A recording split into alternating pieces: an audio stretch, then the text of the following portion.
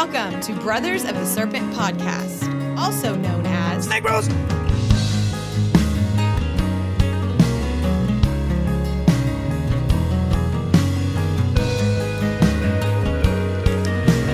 And welcome back, ladies and gentlemen, boys and girls, angels and demons and monsters and serpents, to Brothers of the Serpent podcast, coming to you not live from the 10 by 10 by 10 tangent cube of science.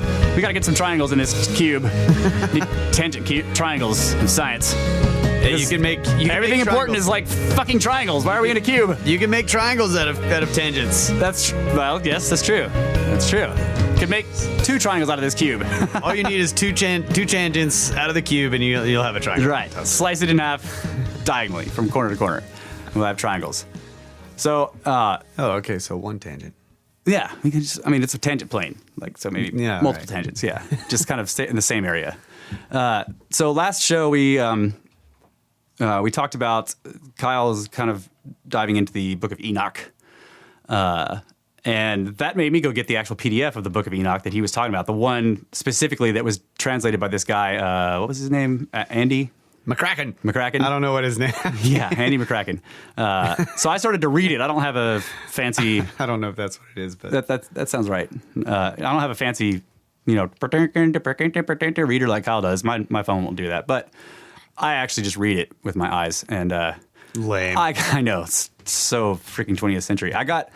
part of the way through it, and then in his intros to each chapter or part of the book, he would say some stuff, and a lot of things he was saying was interesting, but then he just referenced this other book. He was like, so if this is like this and this and this, and if you want to see what I'm talking about, go look at Ralph Ellis's book. And I was like, okay, and he had a link, so I just clicked on the link, bought the book on Kindle, and started reading that, which this guy goes just in depth on all these measurement systems, right? And like he talks about, he's like, okay, so, Petrie is like looking at the Great Pyramid, and he comes up with what he calls a royal cubit. Yeah. Right. And then people that are looking at Stonehenge or whatever, and they come up royal cubit. Yeah. And people are looking at Stonehenge and they come up with the megalithic yard, right? So, and these are, and I'm like, I've kind of wondered, like, how do you do this? Like, how do you look at a site and decide this is the unit length that they were using, right? Yeah. And he explains it really well. He's like, look, like, I think he used an example for a cargo bay for a particular kind of aircraft. He's like, if you looked at this and it was an American aircraft. So he's like, if you looked at this and you're looking at it with meters or the metric system, wherever, you would get all these weird fractions. You would get these enormous decimals, and it wouldn't make any sense, right? Yeah. But if you knew about the imperial system, you would suddenly see that the size of this compared to that is like it's 4,000 and 6,000. You'd be like, oh, right. It's whole numbers and real easy. Right. Right.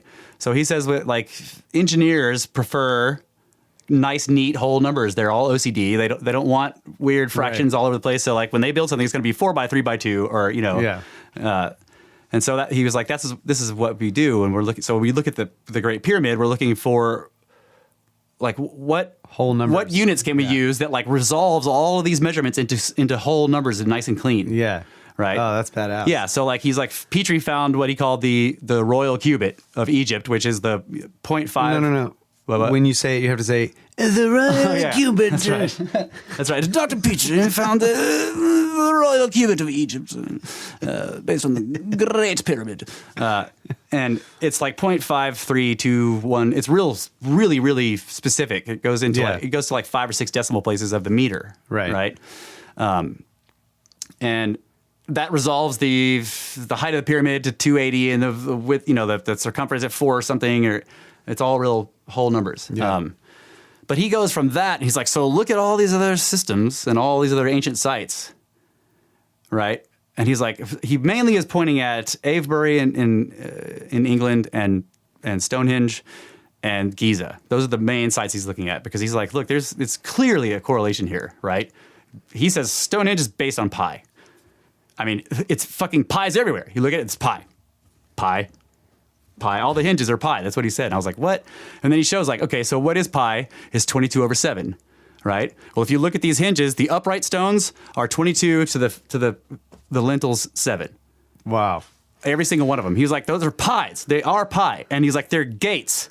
And I was like, holy shit. So like how we've talked about how pi seems to come from somewhere else, right? And he's like, these are gates to the spirit realm. And I'm like, okay, they're kind of saying that pi is coming from, right? That pi is the gate to the spirit realm, right? This is how you build a sacred place, is you use this number because that's where it comes from. And like they would always represent it as the hinge, the two uprights and the one across.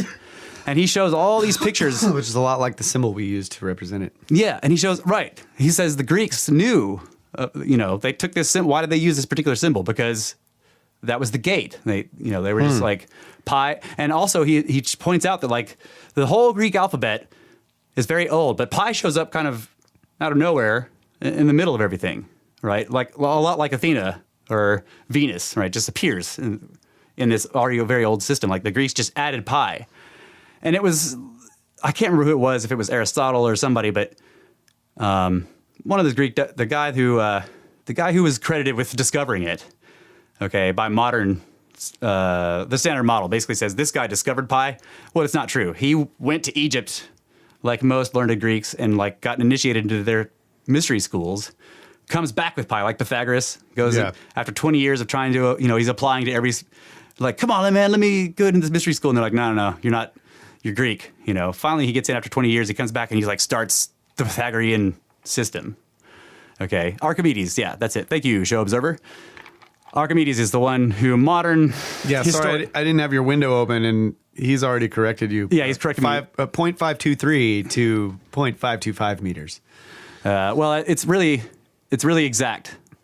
So. Well, yeah, but there are disagreements. Okay, so the one guy came up with one number, and then other people came up with some various different ones.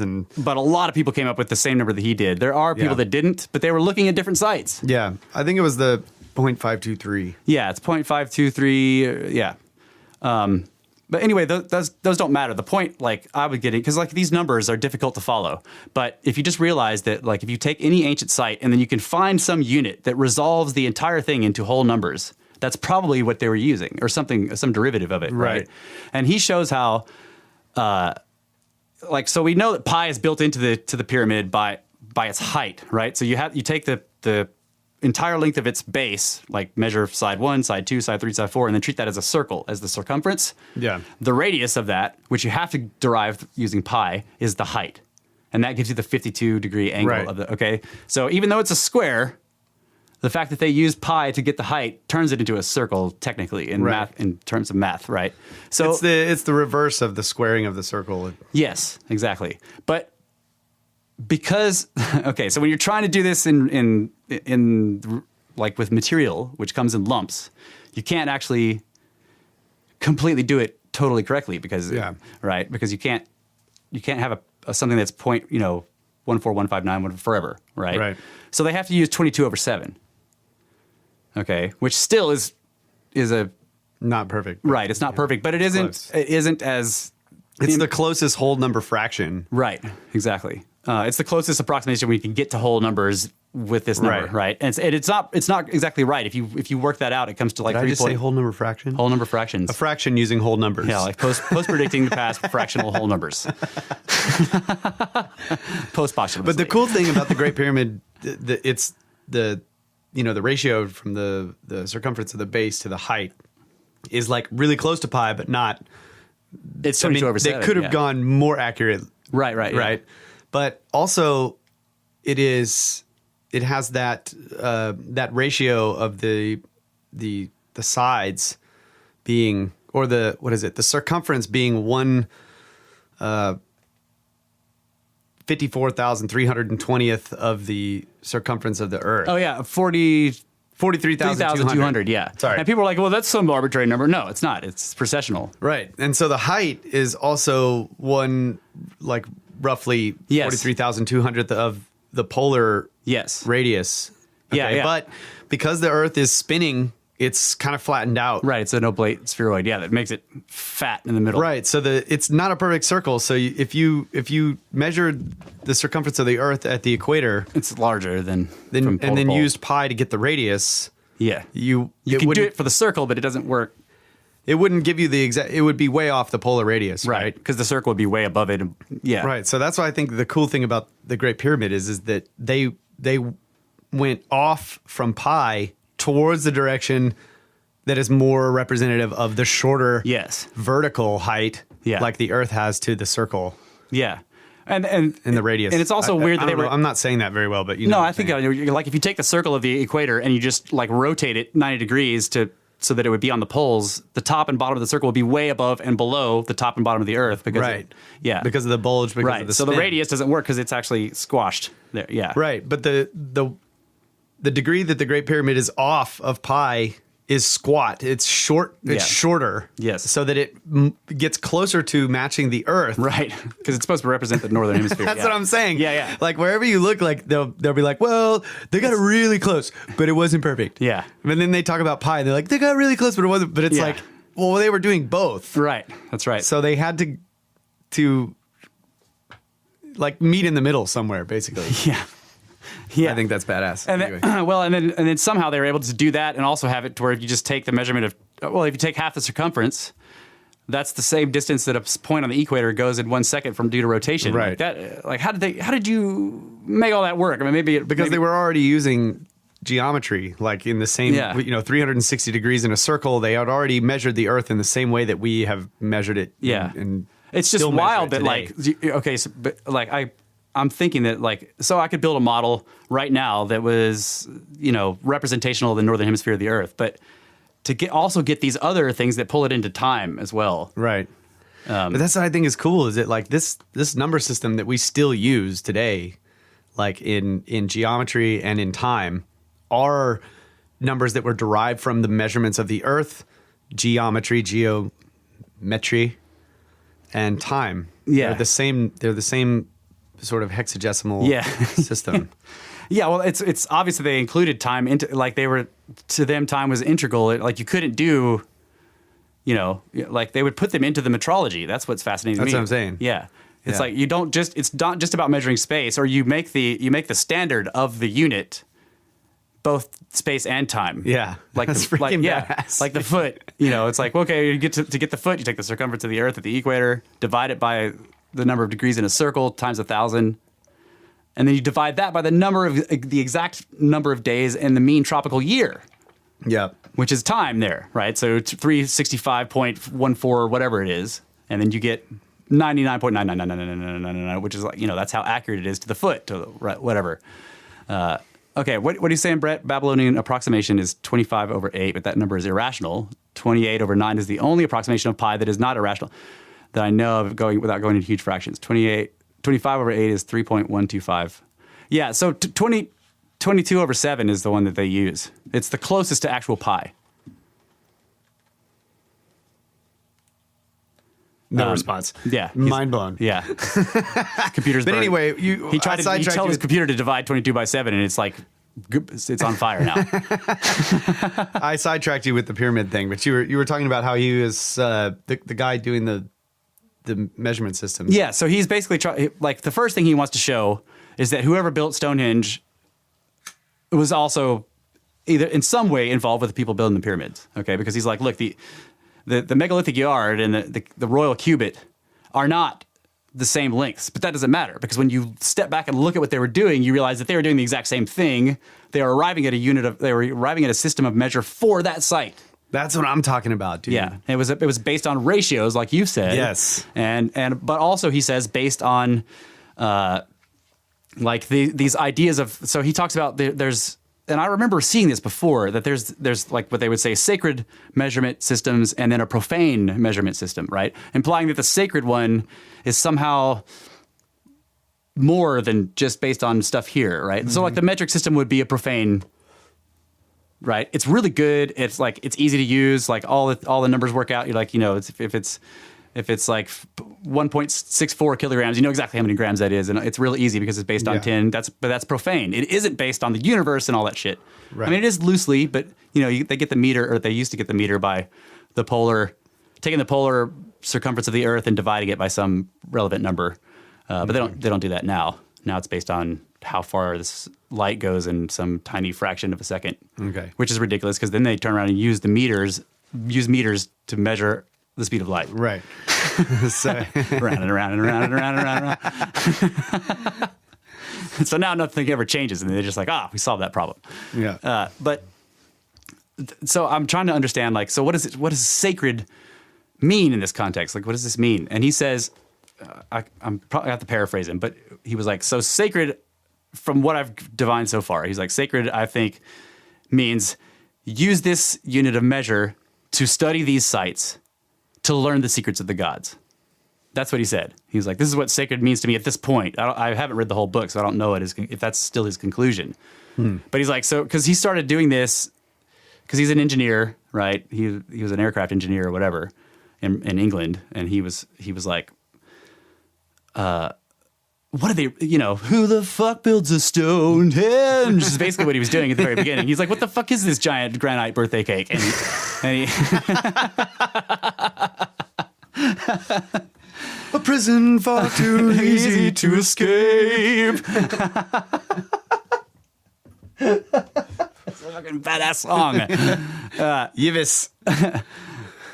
Stonehenge, check it out. Yeah, it's a great song.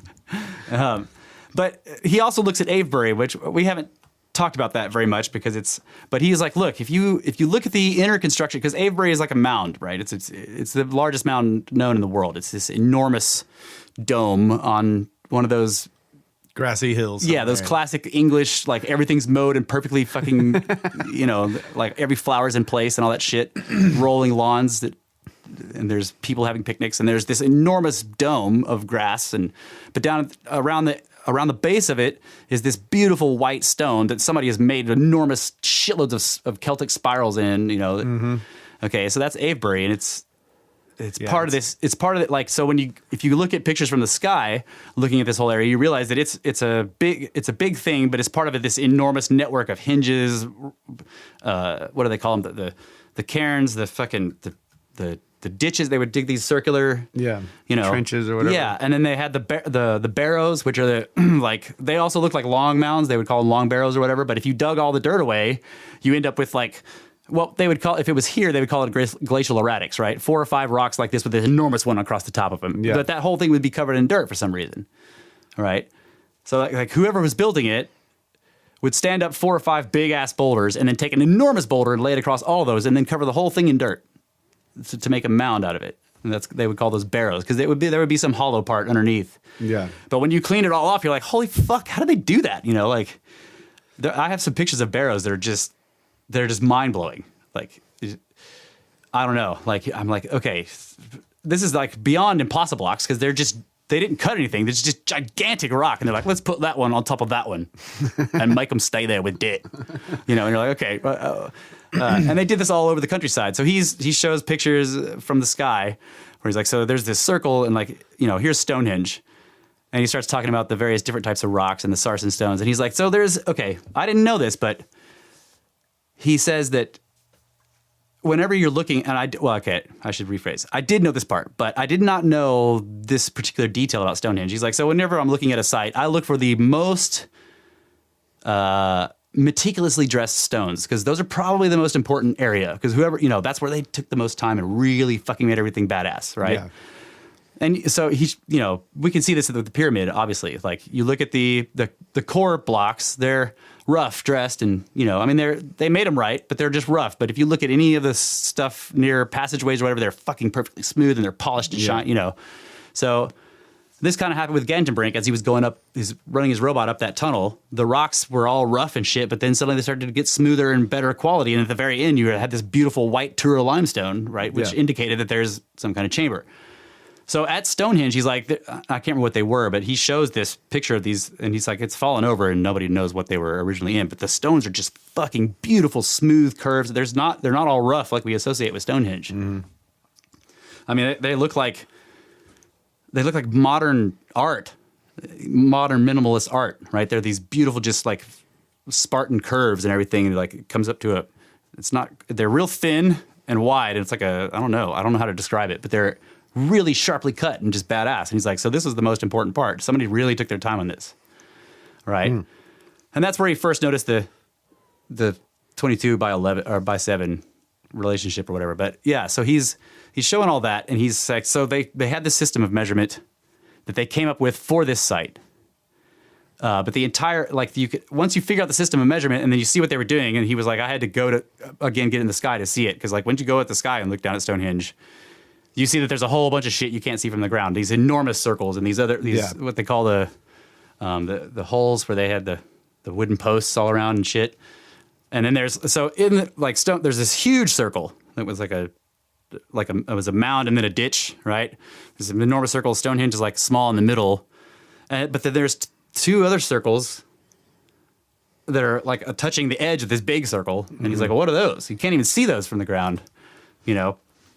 Anyway, I haven't finished the book, so I don't know all the answers to those questions. I don't even know if he goes into it. But what he's basically pointing out is the way that the people that built the Stonehenge arrived at their system of measurement is the same way that the engineers who built the Great Pyramid and the other big pyramids at Giza arrived at their systems of measurement to build those things. Right? Because he says, well, once you figure out what it is and you start trying to backwards engineer it to figure out, well, why did they use this particular measurement? Then you see that the method that they arrived at it is the same, right? Yeah. They were doing the same thing. And so then he starts saying, okay, so what, like, are these the same people? Yeah. Like whoever built the Giza pyramids also like came over to England and built Stonehenge? So remember, I've talked about this before. I need to go back and review this, but what's his name? Geology guy. Randall Carlson talked about like the way they would build these sacred sites. Like they'd first go put a staff up and then trace the shadow throughout the day. And then they would, they would pick a specific day, probably like the equinox or the solstice or something like that. And they would trace that shadow. And then from the line that they traced, when I say they traced the shadow, like they traced the tip of the shadow throughout the day. Yeah. As it moves, as the sun moves by or whatever. And then from that drawing that they get on the ground, they would derive a ratio or some measurement system and then they would use that to build the site at that spot, and the staff represents like the cornerstone or something. And it's the hitching post of the sun, and it's based on where they are on the globe and shit too. Exactly. Because the line that you trace in the sand is going to have, or in the dirt or whatever, is going to have, it's going to be peculiar to that latitude. Yes, exactly, to that area, and then exactly to that day in that year in that processional part of the whole processional cycle and everything. Yeah. Well, no, I don't think it would have anything to do with procession, actually, because the sun doesn't precess, right? No, but the equinox changes. Yeah. It's the same position in the sky though. Yeah. But yeah, it would change the time of year. So no, it wouldn't. Okay, I got you. Yeah. It wouldn't have anything to do with it. Wouldn't change the shape you get on the ground, but you would have to adjust. It'd be a different time of year, or different season. Yeah. So anyway, I just thought this was fascinating. And again, it's kind of like what you were doing. Same season. Dang it. I'm wrong again. Same season, different month. Right. Same season, different month. Eventually, we're going to have summer in December, people. Right. And that's, if you go to Australia, you get that right now. Due to procession. So that's what I'm getting confused about right now. Right. But yeah, so whatever day of the year you'd pick, like you would have a specific pattern, and then whatever position on the globe you were in, that pattern would be that way. So if you went miles and miles in a different direction to build another site, that shadow is going to have a different pattern on the ground. Yeah. And so you could derive some ratios or whatever from the drawing on the ground and then come up with a system of measurement for that site. So I'm wondering if if it's something that they're using to get there. Yeah, it probably is. I mean, like that would be the base. That'd be one of the first things you do when you start, just so that you're like getting an exact, precise, like, where am I? Right? Where is this spot? Right. If you're butt flapping them, like assuming that they can only do things with shadows. Well, yeah, but still, like, that's one of the best ways to do it. Like if you don't have a really complicated GPS satellite system, like because we could do that. Yeah, I guess you're right. You know what I'm saying? Like we could determine. I mean, we maybe not get some of the specifics you would get with the shadow, the analemma or whatever you get, that figure 8. But like wherever I am, I can get really precise coordinates and then derive all that shit from those. Probably, yeah. Yeah. You'd have to write a program for it. Yeah, if I use Stellarium, it's free. So this is really cool. Yeah, that's like what we were just talking about, how the pyramid, the four sides of the pyramid sort of are not exactly square. They're skewed because they're in the northern hemisphere, and they actually match the skewed sort of parallelogram. Yes. that 1 second of arc Yeah. or what One on the quarter of a grid. second or whatever it is. Yeah, on the grid. Yeah. Because it gets smaller as you go north. It's yeah, you're right. One quarter of a second, right? You get the minute. I think it's half. I thought it was the second is divided into 4 pieces and it's 1/4. Maybe you're Because right. if you take 2 sides of it, you get 1 second of arc. Yeah, that's right. Yeah, so it's But that's still is a division of 4, right? Because if you have 1 second and you divide it into 4 pieces, then one like going like that and that it still gives you the entire length of one direction of the. It's hard to say. It's hard to describe. Like I could show you if I was drawing it. So if you take 2 sides of it and you'd get that length of 2 sides, And then you straighten them out. right, you get 1 second of arc. Yes. So if you fold that back in half, then you can make 4 blocks of that size. Right, but each one's a half a second. Each side is a half second. Yeah. That's what right. I was saying. Oh, each side of the block is half a second. Yeah.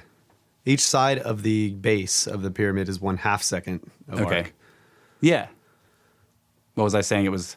Oh, okay. Quarter. I'm saying it was a quarter of the square that you get. Yes. Yeah. I see what you're saying. All right. You're right. And so was I. We're both right. And that's why we're wrong. Okay. Shit. Sorry about that, folks. That's all right. Stop arguing with me, damn it. This is what happens on Snake Bros. Yeah, we fucking argue with each other because we're both right. God damn it. Look, I'm right too. I know. Okay.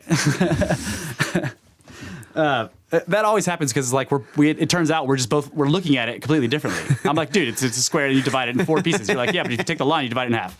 I'm like, isn't that the same thing? All I was trying to say really was that that would be a good way to like using the shadow idea. You could get something that would, when you expanded it or blew it up, you could get dimensions that were match that area of the globe in terms of.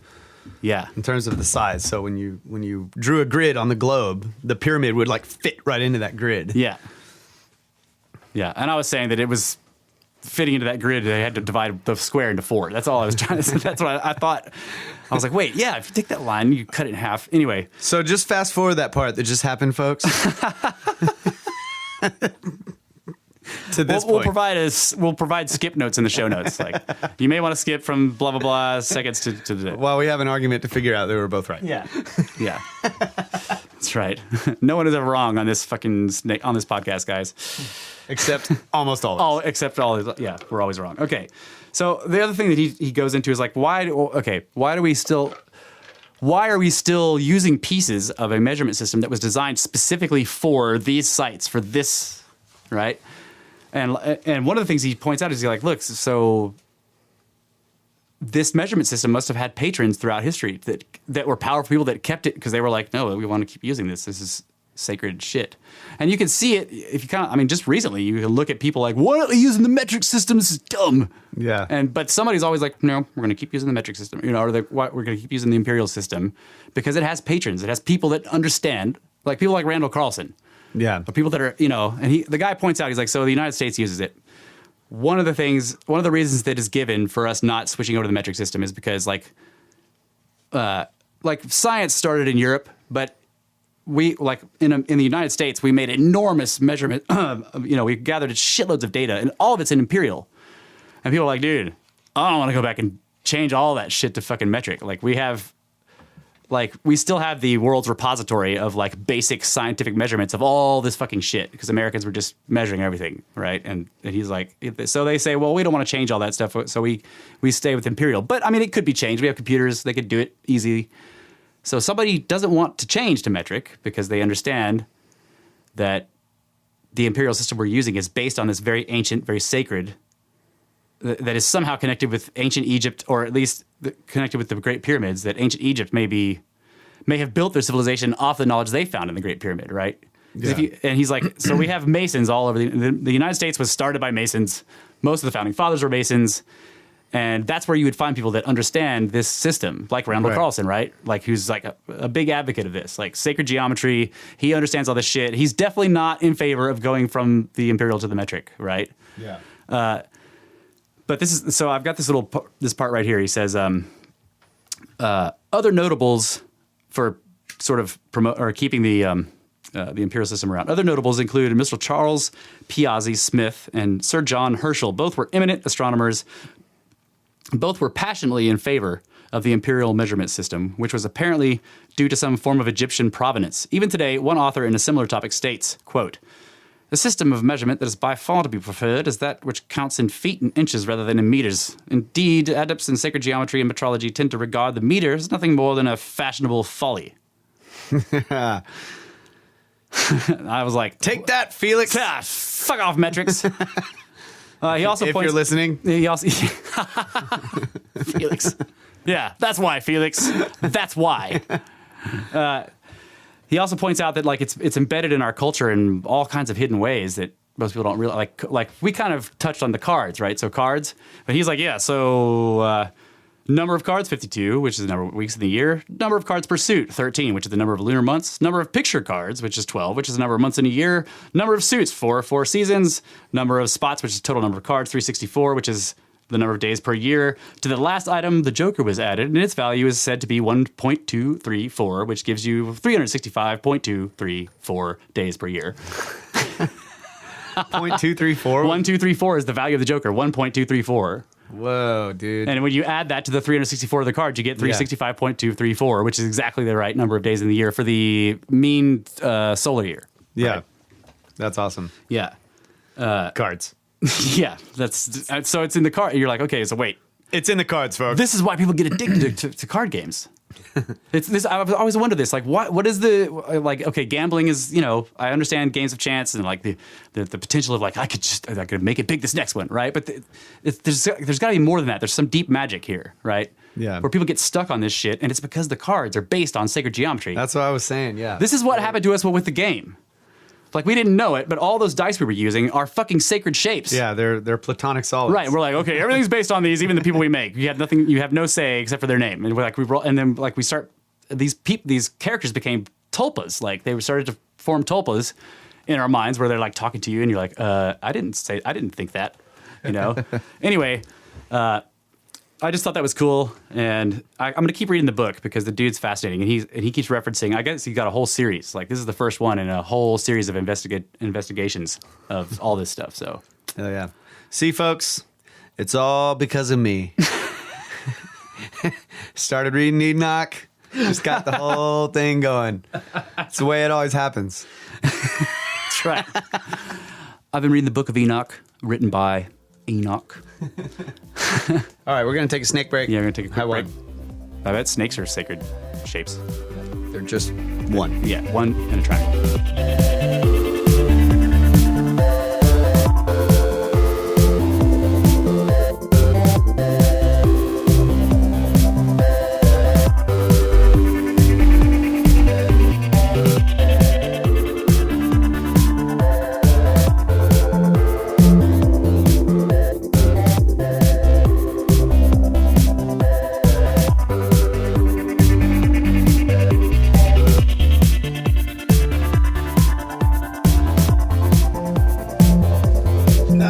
Kill that AC. Welcome back, ladies and gentlemen, brothers of the Serpent podcast. Second half of the first hour, high atop the Edwards Plateau. Not broadcasting live, but recording. Ever recording. I think I'm going to be able to get us on Spotify, which Amazing conversations between kind of still not live, but being broadcast in a way, right? Spotify. limitless conversations between two limited individuals. I'm not done with my I'm sorry. shtick here, buddy. I'm sorry, I can't tell. I know. I'm playing. I really was Keep done. going. Keep it going. Shadows. I haven't heard you do that in a long time. The shadows stuff. Shadows in the clay. Man, just, you want to get something going, like you want to get a Snake Bros conversation going, just read the Book of Enoch. That's true. It just Yeah. makes shit happen. The bigoted old shaman. He was just a bigoted old shaman. I hope you guys all enjoyed the show notes from the last. I had a lot of fun writing that shit. The whole description of a book. That was a lot of fun to write. All right, so you got any more on this numerology measurements? Yeah, okay. Something metrology thingers? Yep, I do. Let me just pull this up real quick here. I'll just say that I'm like the imperial system. Is that right? Yes, that's Okay, right. I always mess it up with like imperial. Yeah, it's the imperial measurement. system. Like, I know I've told you listeners to do this, but look up Randall Carlson. Yeah. And he's got a series of videos that you can actually buy. We haven't done that. We should do that. But he has like sort of they're like previews of each DVD. Yeah. I think there's 8 of them. And Yeah. each one's like 15 minutes long or whatever. Right. They're fantastic. And it's him giving presentations in front of a class, and it's just mind blowing, like Yeah. all of it. Yeah. And he just goes through these numbers and like the measurement systems. He goes through old, like the whole language of symbolism. Yeah. So he'll show you some painting, like this really ancient painting or whatever of Jesus Christ or something like that, and it's got all this stuff in it, and he just goes through and just like this symbol, this symbol, this symbol, this symbol, this symbol, and just tells you what it all means, Yeah. like all the various different, meanings of the various symbols, and then like so that it shows you can read the painting Yeah. like a book. It's so freaking awesome, Yeah, dude. crammed full of very specific information for Right. people who can read it. Like, And so he'll show you how like one symbol has all these multiple meanings, but when it's combined with this other one, which Yeah, has these all these contexts, multiple meanings, yeah. like you put it in context and it says narrows it this. down. Yeah. It's It's just freaking yeah, awesome. I've known that for a long time. Like I knew because you look at these, you could look at these reliefs or these carvings, and you're like, okay, they're saying something here. Right. Like, there's because all this weird shit's happening. I was like looking at a big Where's Waldo thing. Like all these people are all doing stuff, right? Right. And there are all these little bitty stories in there. But Where's Waldo doesn't. You can't back away and be like, okay, this is telling. Well, I guess it is kind of telling you a story of Waldo and he's lost, right? But with these enormous or with these paintings or even just like etchings, you'd see them. You're like, okay, something more is going on here. There's like a 2-headed dragon, and the guy's standing on the dragon, and he's got a fucking fork that has 3 tines, and it's up, and it's like poking the moon, and like you know that there's all this shit happening. You're like, okay, what? Yeah. Somebody is talking here. But that was like when I was in Italy, we went to that cathedral in Orvieto. Yeah. It like the whole front wall of Yeah. the building was just completely covered. There were like 4 main reliefs that were just filled with characters of people and all these things, and it was in high relief, and it was like marble. Wow. It just was mind blowing how intricately detailed it was, and the doors were like these huge, massive doors. Freaking God could walk through those doors. Yeah, Okay, it was God like doors. huge doors, Hammered bronze. Yeah, and they were hammered with like a square hammer. You can see all the hammer hits of this big square, like perfectly square. Yeah, hammerhead. Like sharp edge square hammerhead. But using that hammerhead, they just like pounded out these badass like images in this door. It's just full of them, Yeah.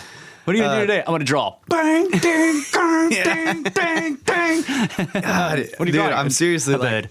when I had to leave, when they told me I had to go, like I literally teared up because I was walking through the interior, and the entire interior was just carved in high relief, everything, everywhere.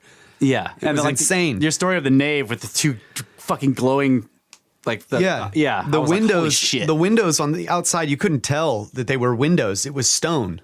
It Yeah, didn't yeah. look like windows, but they had the arrow slits, but Yeah, it was like murder holes. It was full of stone, right? And so I was like, that's really weird. They didn't, but you go inside and they were like thin cut crystal, Yeah. like straight from the rock. Like it had all the veins of the crystal inside, and so when you went in, the sun was just shining and lighting up those crystals. and we refract it. Oh my god, it was so freaking mind blowing. Yeah. And there were these huge, like round stained glass windows in this one dome, like little thing that went off to the side. And there was like this whole structure built inside of it. And when you were standing on the inside, the sunlight's coming through these 2 round windows, and it looked like a skull, A giant. massive Skull with glowing eyes. And the whole thing, the frame of the thing, I don't know what they call it, that It's like a nave. Isn't that it? it's something A that vestibule? that they put all of the sacred Oh, okay. stuff inside of or whatever, but the way it was carved, it looked like the teeth in the front, and I was just like, oh man. Never. I have some pictures, not very good pictures. I wonder if we could but look that cathedral up and find good pictures of it. Probably. Yeah, because I want to see that. I mean, when you described that, I was like, holy fuck. I've got great pictures of the front, but I was just using my phone, and I found out later that I didn't have it on the highest resolution setting.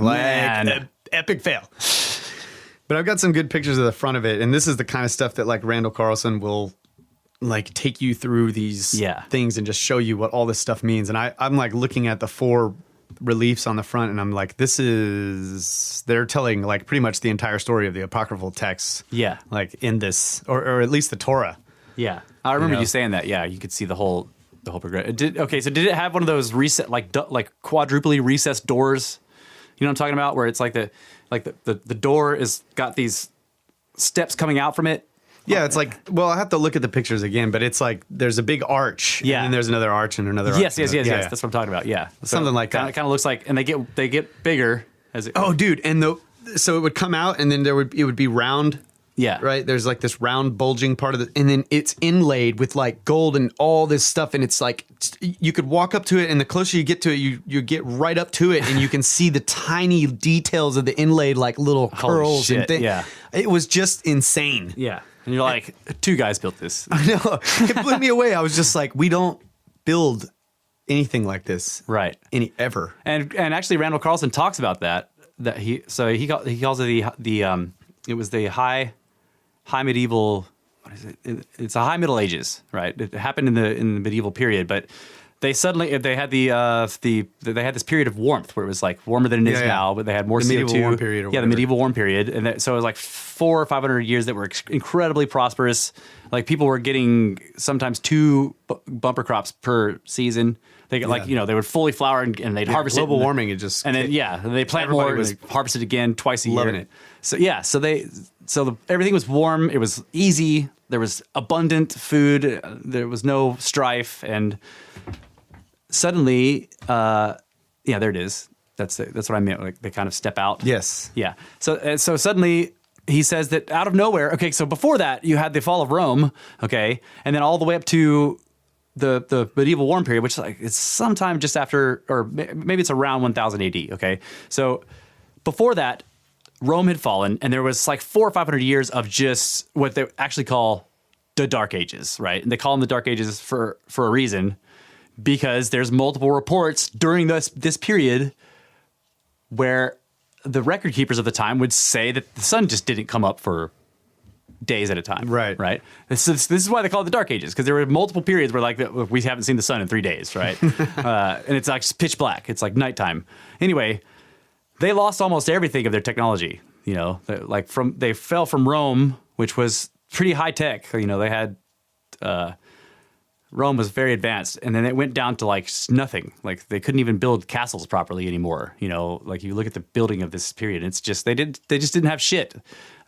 Blacksmithing was almost completely lost. You know, and then all of a sudden they get the medieval warm period, and then just out of the woodwork shows like all these people that apparently know how to build these intricate, beautiful cathedrals. And nobody knows how they right. And there's like Randall Carlson's pointing out like, okay, so the stained glass they did, like no one knows how they made this glass. It has refractive properties that have never been duplicated and are not understood today. Like it's deeply refractive. So like when you're on the inside looking at them, like if you look at modern stained glass, you can tell that what you're looking at is colored glass with the sun on the other side of it, right? He says that these medieval during the high Middle Ages, the stained glass that they put in these things, the refraction was so high that they appeared to be glowing of themselves. Right. Like it didn't look like the sun was behind them shining through. It looked like they themselves were glowing. That's what this. Okay, so in the front of the cathedral, there's this huge single circular window, and it's the only window in the front. Okay, and it's way up high, and you can see it in the picture. Oh yeah. It's massive, dude. I mean, right. It's divided into a million, little. Yeah, and so when you go inside, that thing is literally lighting the whole building. Yeah, it's like it's just, and when you turn around, I mean, like I'm like looking forward in the building. I'm like, wow, going through there. And then when I finally get to the back of it, I turn around and I'm just like, oh man, that thing is just. And you recognize that if you zoom in on that, that's the goddamn daisy watch that they were wearing in Sumer. Like that's what that is. Yeah. That's what it looks like. That's the imperial symbol of Japan. It's the same shape that whatever that is. I don't know what they call it. It's a flower. Yeah, and so on the outside of the building, there's the black and white stone. It looks like like a jail shirt or something. Yeah, and you can see this way down. The whole town is built on a hill, so you're the whole time you're traveling towards it, you're going uphill. Yeah, and it's just towering behind you. You can't really see what's going on, but you see like little slits between the narrow alleyways of this like black and white going up. You're like, what is that? What is that? And it's like, that's the cathedral. And I'm like, what? Why? That looks so weird. Yeah. I get up to it and it's just monstrous. And I'm like, oh my God. I get up close to it and the black and white it's not painted. Right. It is the stone. Yeah. It's like that makes the color. It's like andesite and something else. And the whole street is paved and with all these patterns and stars and all this stuff. Like the whole, it's literally mind blowing. Like it just totally blew my mind. And I standing in the building before we left, I was just thinking like, who did this? And whoever they were, like it was like they just decided like we're going to take all of the knowledge that we have accumulated of mankind and write it in a book as a building. Yes, that's right. It was just because that awesome. Translates across the ages. Like there's no words. Yeah. Right. But anyone can go and look at this. Any human, I guess you would say, can go and look at this and resonate with the imagery, with the, with the shape. This is why it's sacred. It talks to you on a level beyond language. Maybe this is the language of the birds, the symbolism or whatever. But so this guy, okay, so Ralph Ellis talks about this. He's like, these people were communicating with these structures. And he's like, I can't, he basically says, like, I don't know if this was the main point, but it seems like it's the main point. That the architects of these structures that he's studied, the architects of these things were, as their primary function, because you're right, when you're going to build something, the first thing you look at when you're going to design it is what does it need to do? Because everything else comes from that, right? If it doesn't need to do,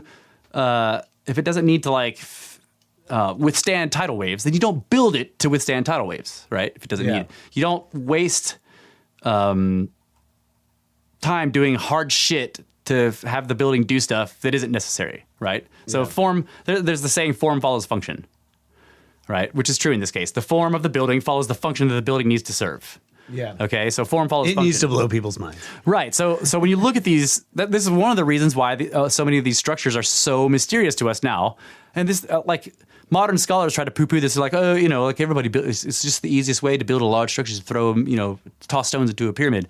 But people are asking questions like, why are they using these enormous weights of stones? Like, why not small? Why did they go 500 miles away to get this particular kind of stone for this one part? Like, what? And then move them in enormous chunks. Like, since we all think, wow, that's badass. Holy shit. Yeah. Since we all think form follows function, then we must then say, like, this gigantic 400-ton piece of granite that came from 500 miles away has a function or is necessary to some function. And then your question is, well, what the fuck is it doing? Like, what is the function if that's necessary? Because there's no correlation to anything we can think of now. Like Sitchin was like, well, they used these huge blocks because that could hold up the rocket or withstand the blast, and various people have come up with, Christopher Dunn and said, well, the only thing we build that's comparable in size and scope of this are power plants, right? So maybe this is a power plant, and you try to look at it in that context. But our power plants don't have like all this weird math puzzles built into them, as far as I know. Like, I've looked at the Hoover Dam, which does have a, they're like, well, Hoover Dam's like, it's processionally aligned. And I'm like, okay, well, they built an area where there's a sort of a particular section that shows you the processional alignment, but the dam itself has no fucking alignments. It's just going across the fucking river, the canyon. It has no sacred measurements. It isn't 440 fucking cubits across and 220 down or whatever. The dam is doing its function, which is stopping the fucking water from moving through that canyon, right? Holding it back and letting it through in little trickles that run through lots of turbines to make power. That's what the dam does. It doesn't have any of that shit in it because it doesn't need any of that stuff to do what it needs to do, right? Yeah. So the question that we then ask of these, and the Ralph Ellis is asking is like, so they built these things where they took enormous effort to not only like use these particular kind of fucking materials that came from very large distances, and some of them were very difficult to manage, like these enormous sheets of mica, like real thin, huge sheets of mica that they were putting underneath Teotihuacan. Yeah. Like that's not only difficult, that's like hard to manage. Those sheets are fragile, Yeah. So, but they're transporting them from.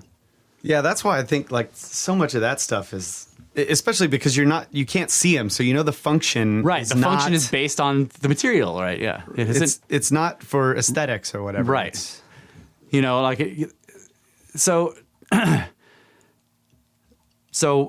he also is basically saying like these numbers and the way this whole thing sort of unfolds like this mathematical flower, right? It's like a fractal flower of math. He's like, this is part of the function, or is indicative of the function, because this is you can't do this by accident, right? We can just get rid of that whole idea, like, oh, it's coincidence that it has pi built into it. No, I'm sorry, no, right?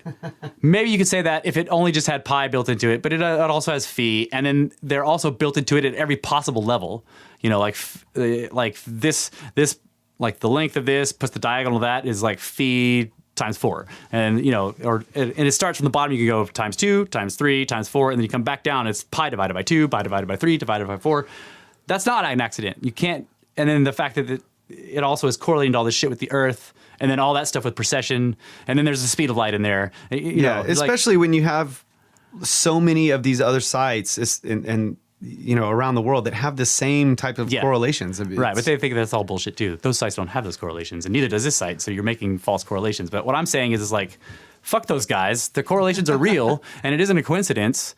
And so the question becomes, what is the function that arrives at this form? And that's the question that to me really is the question about that. Like, yeah, obviously, Russ, everybody wants to know what the fuck the pyramid was for if it wasn't a tomb. But I'm like, this really drills down into that question and shows you what it really is asking. Like, this is why we're asking this question. Because there's all this fucking shit built into the pyramid that we can see, and it's based on math that requires understanding of very complicated math, in some cases very simple math, but the kind of simple math that's simple after you know it, right? Yeah, the fundamental stuff. Yes. So there's all this universe shit. Like, how do they know all that? There's sizes of the Earth stuff. How do they fucking know that? There's very precise measurements of things that they shouldn't, like precise measurements of the speed of light, right? By the way, the metric system, right? The golden ratio is represented in the Great Pyramid too. It's right, so the King's Chamber. If you're going, there's one way you can do it where you get the pi ratio. Yeah. And like you do this and you do that, and like it's like pi divided by 2, pi divided by 3, pi divided by 4. Yeah, I think the golden ratio one is like if you measure the diagonal from floor to ceiling. Yeah, and then you get something measure else. The base. Yeah, it's like that. You get pi. On the short end, you get phi. Yeah. Right, and that one is like phi times 2, phi times 3. But I think the golden ratio is also in the external, like the large structure. Like I can't remember what it is. I think it has to do with well, I know that the Pythagorean a vertical line to half of the base or something like that. The Pythagorean 2, 3, 4 triangle is built into it. Or 3, 4, 5, or 3, 4, 5, 2, yeah. It's like if you take the pyramid and then you just cut it in half, like one side of it or whatever, you get this right triangle. Oh, I remember what it is. It's if you measure all the way down to the subterranean chamber from the top. Where the base of the Great Pyramid is, that dividing line where the base is to the top, that's the ratio. Right. That's right. And then you can do that with the other chambers and you get the various divisions of it. Yeah. If you do that from the subterranean chamber to the bottom of the Queen's chamber, you get this. And you can do it to the King's chamber, you get that one. It's like times 2, times 4, times 5, Yeah. So that stuff is like, and again, so if we're like, okay, form follows function. Well, what the fuck is this function? Like we're looking at the form and like the more we understand about the form, the more mysterious the function becomes. Because you're like, what? This isn't a game. Right? People don't play games with 14-acre structures. Like, that's not a fucking game. This is a lot of resources and a lot of effort to build. That's why I love I can't remember who had this reasoning, but they pointed out that, like, the largest structures that we build today that take all these resources and, from the community, the civilization. They all know that they're going to get something from it. Exactly. Yeah. They are power plants right now, right? Right. Those are the biggest things. The nuclear power plants are hydroelectric dams. Right. Only because fools it takes complain. all of these resources to build it. And the reason why everybody is willing to do that and willing to give their services, their time, and work so hard and spend all that money is because they know what they're going to get back is going to be way greater. Almost everybody. Than the sum of its parts. There's the few fools out in front going, no nukes, no nukes. Those guys are dumbasses. We're not talking about that. Don't worry about that. Most people are like, yes. I think that's really great reasoning about the pyramid. It's like they try to say, oh, some megalomaniac. Right. It's built for the king. No. Yeah, I think that they knew they were going to get something great out of it, and so what is that they got? Right, and to me, just like I don't know, I do this with other mysteries. Like I look at it, and I'm like, I want to peel it apart and really identify all the little mysteries that are involved in this whole mystery. Right, like this is mysterious, this part's mysterious, this part's mysterious, this is also mysterious. The stuff that kind of gets brushed over, like so that you can kind of hold the entire thing in your mind. Well, attempt to. You can't really do that with the Great Pyramid because there's so many mysteries in it. Yeah. But if you sit there with all of it, you're like, all of these things are question marks. All of them. Yeah. And once again, you go back to form follows function. So like, we don't know what any of this is for. Right? Right. I don't know what you're saying with that, bro. I'm not sure what you're saying with that.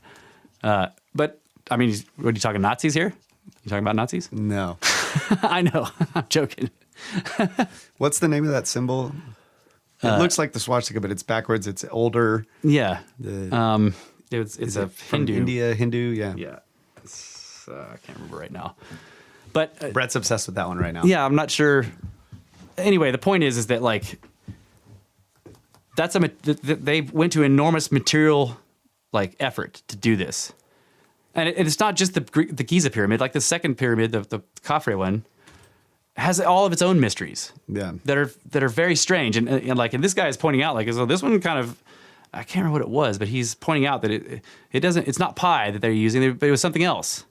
Some other fundamental number that they're sort of using on that one. And then he's like, in the Bib pyramid, like, the story on that was like, well, they were building it and they were like, well, this is really going to be too tall. So they kind of changed the angle. He's like, no, if you look at the math, the same thing happens, that you realize they did this on purpose. It was meant to do this from the start. Nobody made a mistake and got halfway through and they were like, sorry, Pharaoh, we're going to kind of tilt it down a bit, because it'll fall. Yeah. That's not what happened, right? And then there's the other pyramids, like the one at Mayun. Right? If we look at that now, it's like a weird, it's a ring of rubble around this weird square thing. Yeah. And you realize that there was a mud brick pyramid that they had built around this much older, very strange, fucking heterogeneous, dry leg rock cut structure that doesn't look like a pyramid at all. It's some kind of tower, right?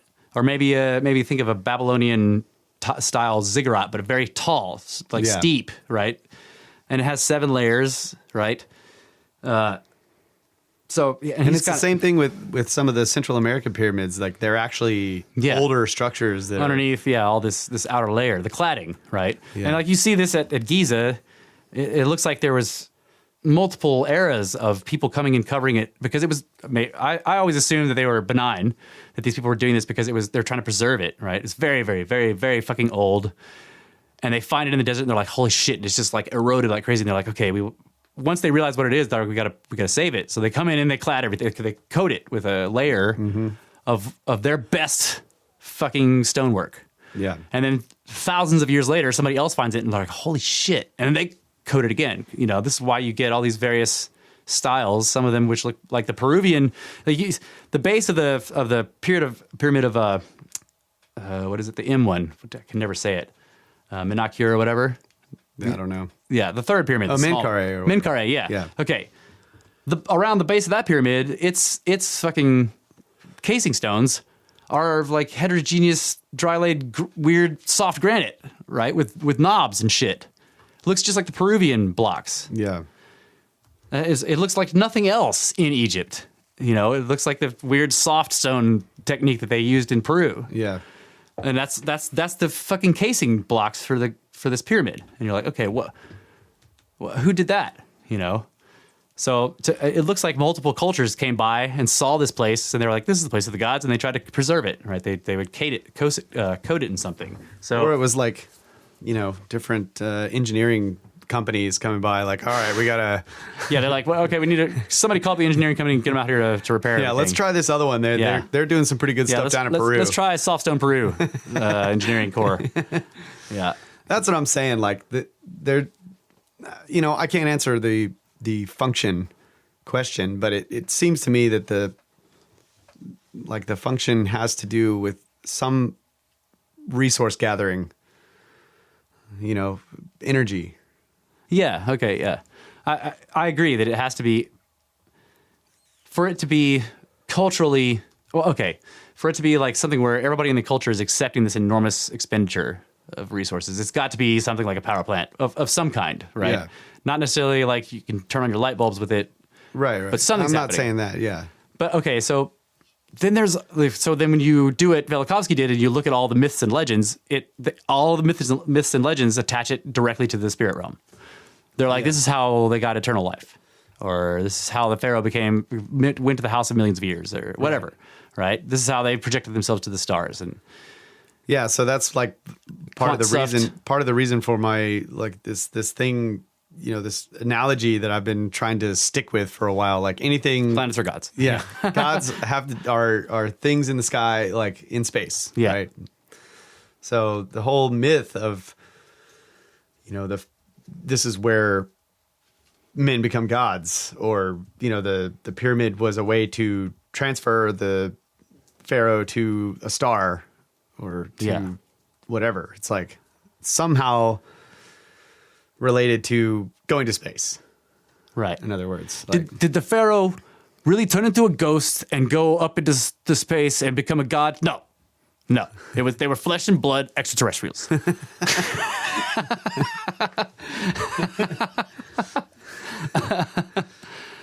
Okay, so if using that analogy, if you go to space, you become a god, right? Because to be in space is that would be the definition of God. Yeah, you can see everything.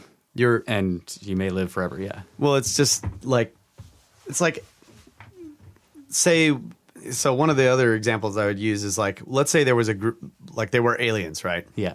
And they show up and they're like their name for themselves is gods instead of humans. Yeah. Like we would say, hey, we're my name's George and I'm a human. Yeah. And they're like, my name's Nepha and I'm a god.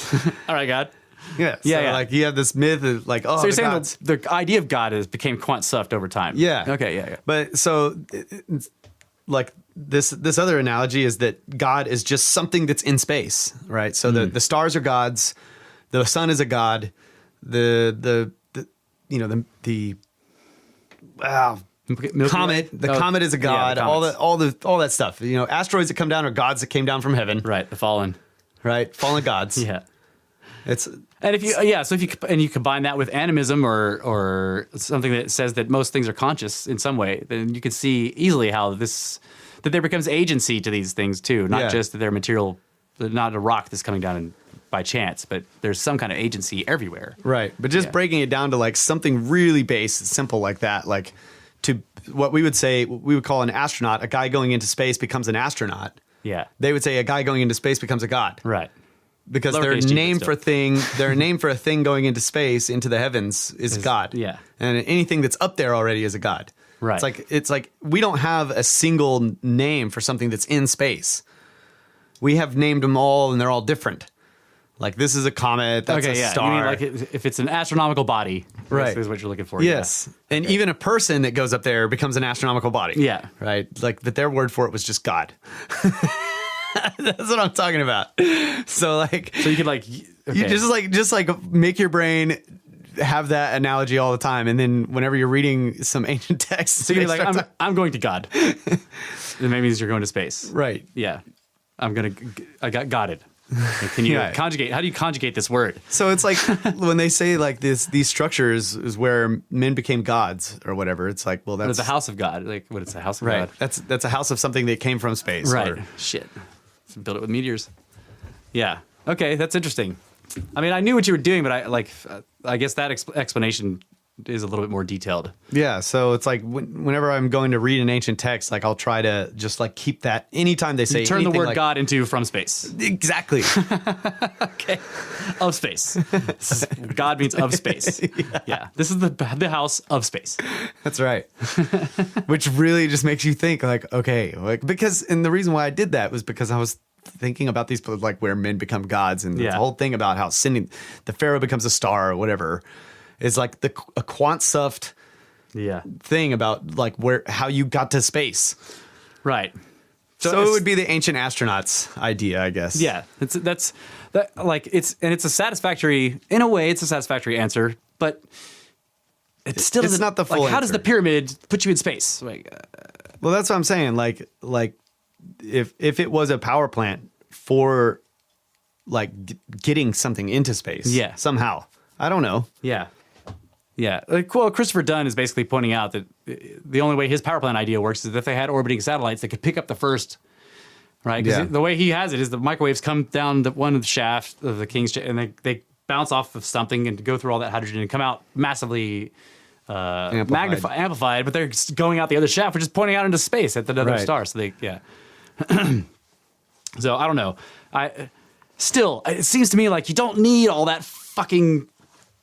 those correlations, those mathematical correlations and all this sacred shit just to make a little power. Maybe that's because I don't understand what they were doing, how they were generating the power. He suggests that like the reason it's all earth-based is because that's what makes it resonate. Because it needs to resonate with the earth. Yeah, that's what I agree with that. But dude, like in Ralph Ellis's book, he is pointing out that like he said this is one of the most genius things he's seen in any building that he's ever seen. So like if you look at the pyramid really closely, the layers, each layer is like starts out with these big rocks that are like taller than people, right? They're over 6 feet height. But as you go up in layers and they're in 11s, they get smaller and smaller and smaller. And then it starts big and gets smaller and smaller and smaller. Right. And he says that's to stop it from resonating.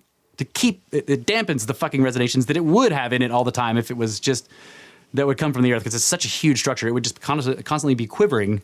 Yeah. And if there was an earthquake, it would just fucking fly apart. But he's like, so they did this to dampen the fucking. I'm like, all right. Oh, so they're dampening the resonance here. Mm-hmm. That's interesting.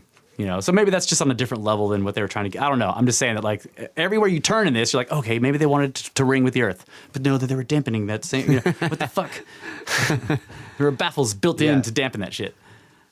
Yeah, I'm not saying that analogy is the answer either. Like I don't know. It's just fun to think about that stuff because so many of the like the Greek myths and all that stuff, they're talking about planets. Yeah. They're talking about bodies in space, like. Right. You could take the story that they tell you about Mars going crazy and killing people, and you say, wait, this is telling a real story about some astronomical phenomenon. Right. Yeah. So I think that in so many ways, and it may not be like the idea that it's connected to some of these structures that are built, like these myths, right, that are connected to real structures, like the place where men became gods and all that kind of stuff. That could also be, quant stuffed, right? From however many different civilizations found them and worked on them and all that kind of stuff. Right. So I don't know. I'm just saying that when you're reading these myths, like that analogy works for a lot of stuff. Yeah. And I mean, I think that like anybody who looks at this stuff honestly sees that there's technology here that we're not getting, that we don't, that there's some kind of lost something here that was technological in nature. And maybe it was magic, but that's still a technology. I would consider magic to be a technology, like an understanding of some natural thing. Forces. You can manipulate. Manipulation of forces using brain or mind, whatever. It doesn't matter. It's still, in a way, it would be if we had rules for magic, you could engineer with it, right? If you understood the system. Anyway, the point is that you can write spells. Yeah, you can spell. Yeah, but we got to take another break. Oh yeah, we do. But seriously, man, what I'm trying to say is like pyramids are spaceships, and we should just like turn them on and see where they take us. Yeah, maybe they're stargates. That's what the pi things are. You walk through the gate at the right time inside the pyramid, and I don't know. Maybe you have to have a cat. You probably have to have a cat with you. The moon is a spaceship. The moon is a spaceship. So is the Earth. We're all traveling through space right now. Shit. The Earth rolls. Spaceballs.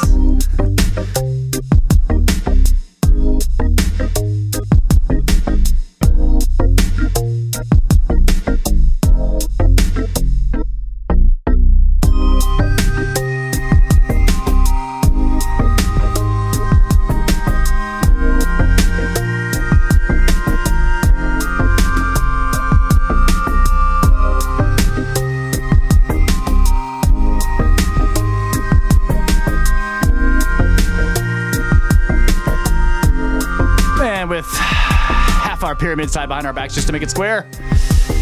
And somehow I need to add pi into this. I'm not sure how to do it yet. Just to make it square. Everyone can have pie. That's right. The cake is a pie. Pie for everyone. Cake is a pie. Right. You know, I was thinking about like, how would you describe a metaphor to somebody? Like, well, it's a metaphor. It's like a wait. I don't know what to do there. Where did that come from? I don't know. I've been having these random thoughts, and I'm like, you know what? I should remember these sometimes and just pose them as questions on the show. Like, what, you know, because sometimes they're funny, and sometimes they're like, okay. One thing I like to do is I like to collect things that I like. I like to collect what I call nerd test jokes, right? Like where you like, okay, this is a joke where you tell it in front of a shitload of people, and like whoever laughs is a fucking total nerd. Most people won't laugh because they'll be like, right? So like one of the nerd test jokes is like, you know, an infinite number of mathematicians walk into a bar, right? And the first one's like, I'll take a beer. And the second one's like, I'll take half a beer. And the next one's like, I'll take a quarter. And the bartender's like, God, it's going to take forever. And puts 2 beers down, right? Yeah. Whoever laughs is a fucking nerd. That's a nerd test joke, you know. But there's this other one that I came across recently. I was like, okay, this is a great nerd test joke. He goes like this. We don't take too kindly to faster than light neutrinos around here, said the bartender. A neutrino walks into a bar. I don't get it. It's faster than light. So you see it come in after it already was in there. The bartender tells the neutrino. Okay. Okay, I get it. It walking, you know, So it's a walking backwards. into a bar joke. It's supposed to start with somebody walks into a bar. That neutrino walks happens at the end because it's faster than light. You see that after everything's already happened. Yeah. Oh, I feel dumb. I was like, Kyle, get this. No, it's shit. Damn it. But dude, when I first heard it, I was like, it was like it was a delayed reaction. I'm thinking about like, wait, you know, it's like straight up nerd joke. But ending with that was like weird. But I don't know. I think it's great. Yeah, the other one that I know is there are 10 types of people in this world. Those who understand binary and those who don't. Yeah.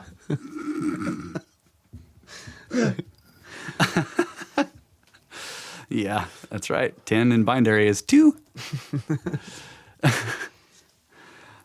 That's a great nerd joke, actually. Yeah. I'll have to add that to the collection. Now I have 11 nerd jokes. 3.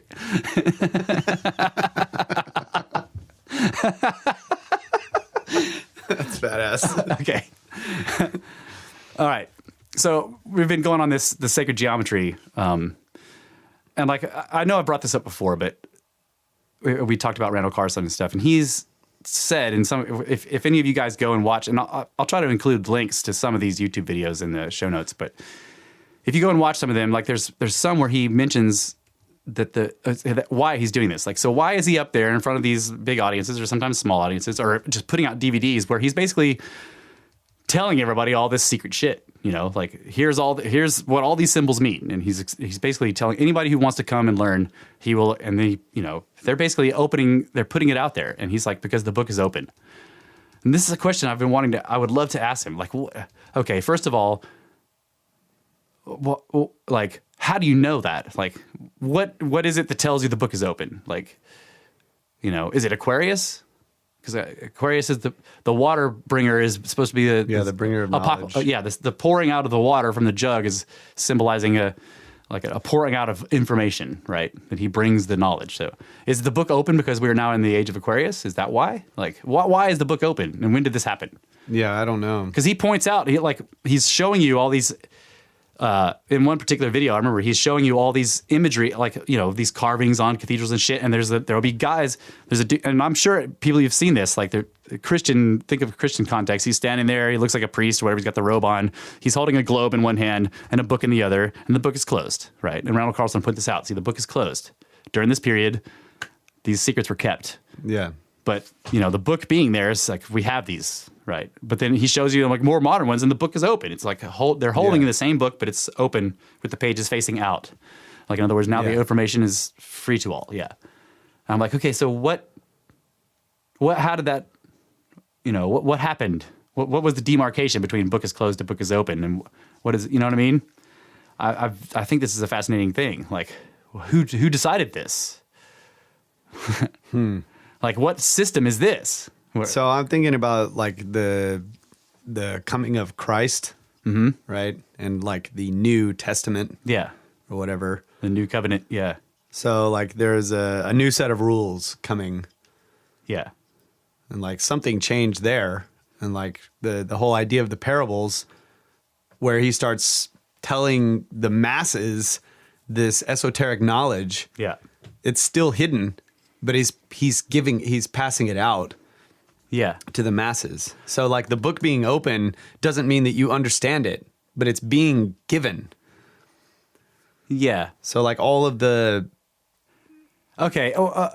Yeah. Okay. Well, if that's the case, then what I think is happening is not happening then, because I took the book being open to mean that like now we're giving out how to understand the parables in the deep sense. And Randall Carlson is telling you what these symbols mean. Yeah, Randall Carlson is for sure. That's what I mean. Like, he's like, I'm doing this because the book is open. And I'm like, okay.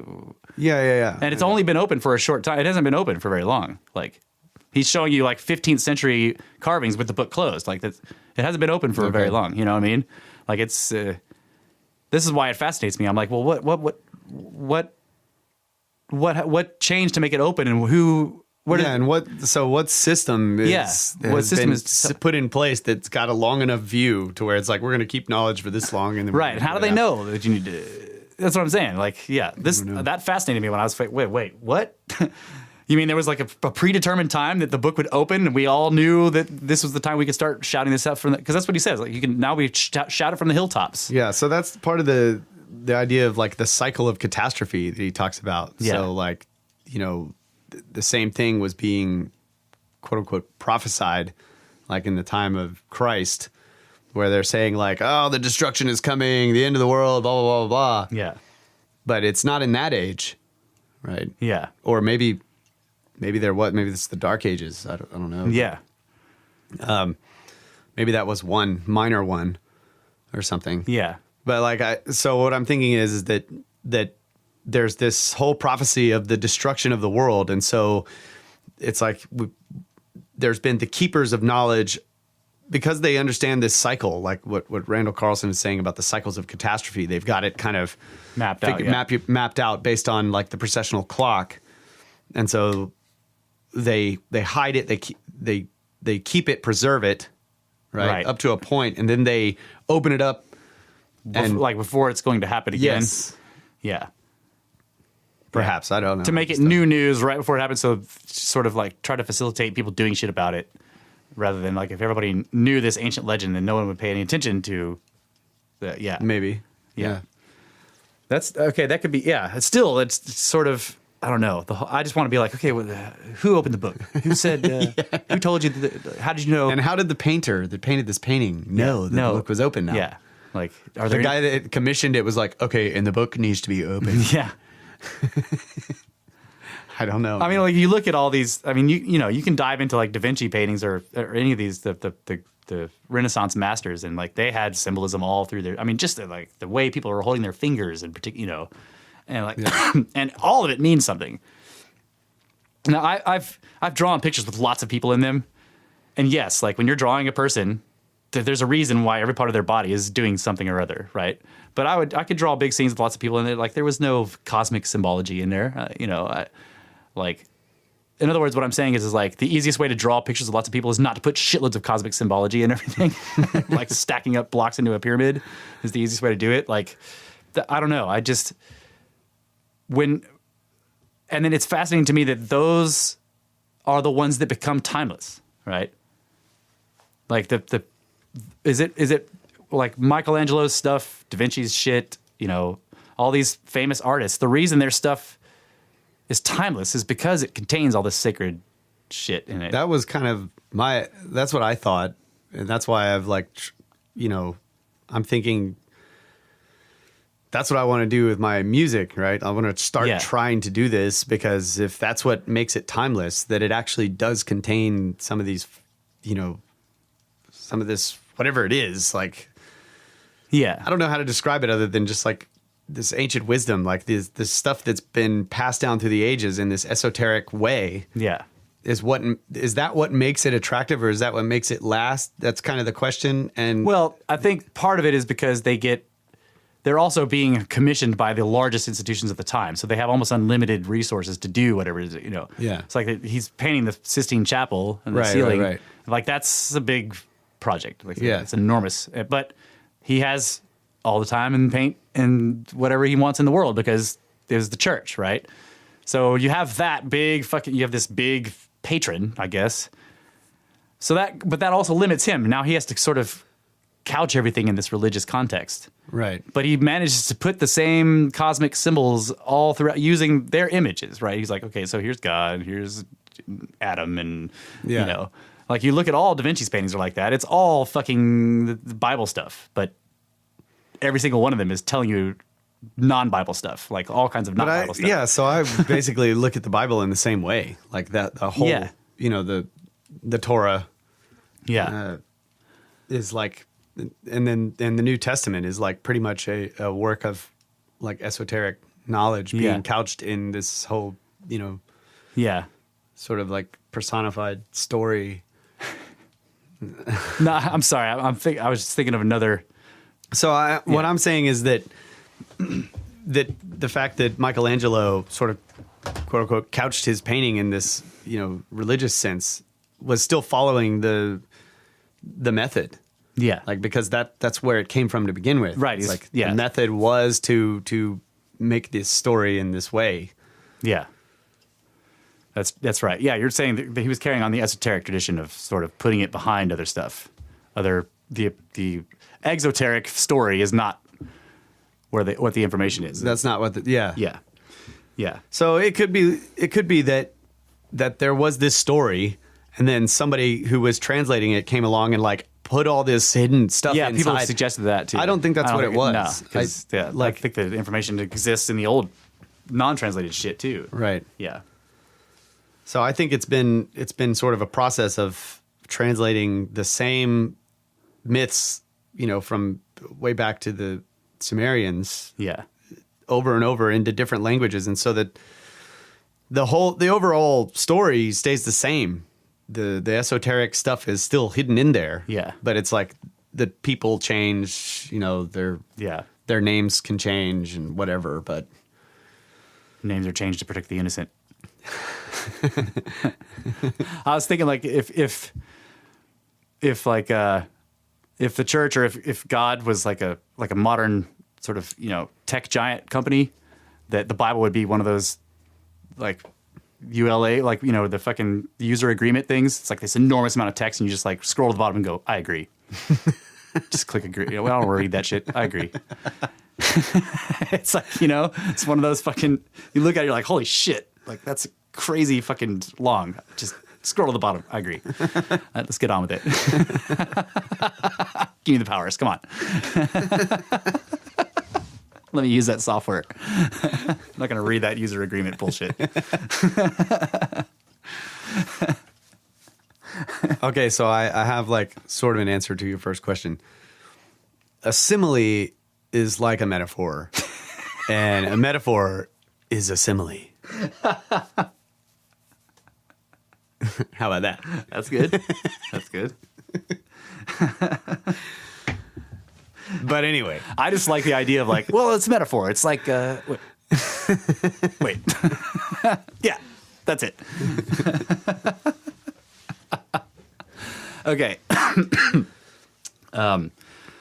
So, I mean, that's pretty much, as far as the sacred geometry stuff goes, that's what I've been looking into for the past couple of weeks. And I'm going to continue to read this book.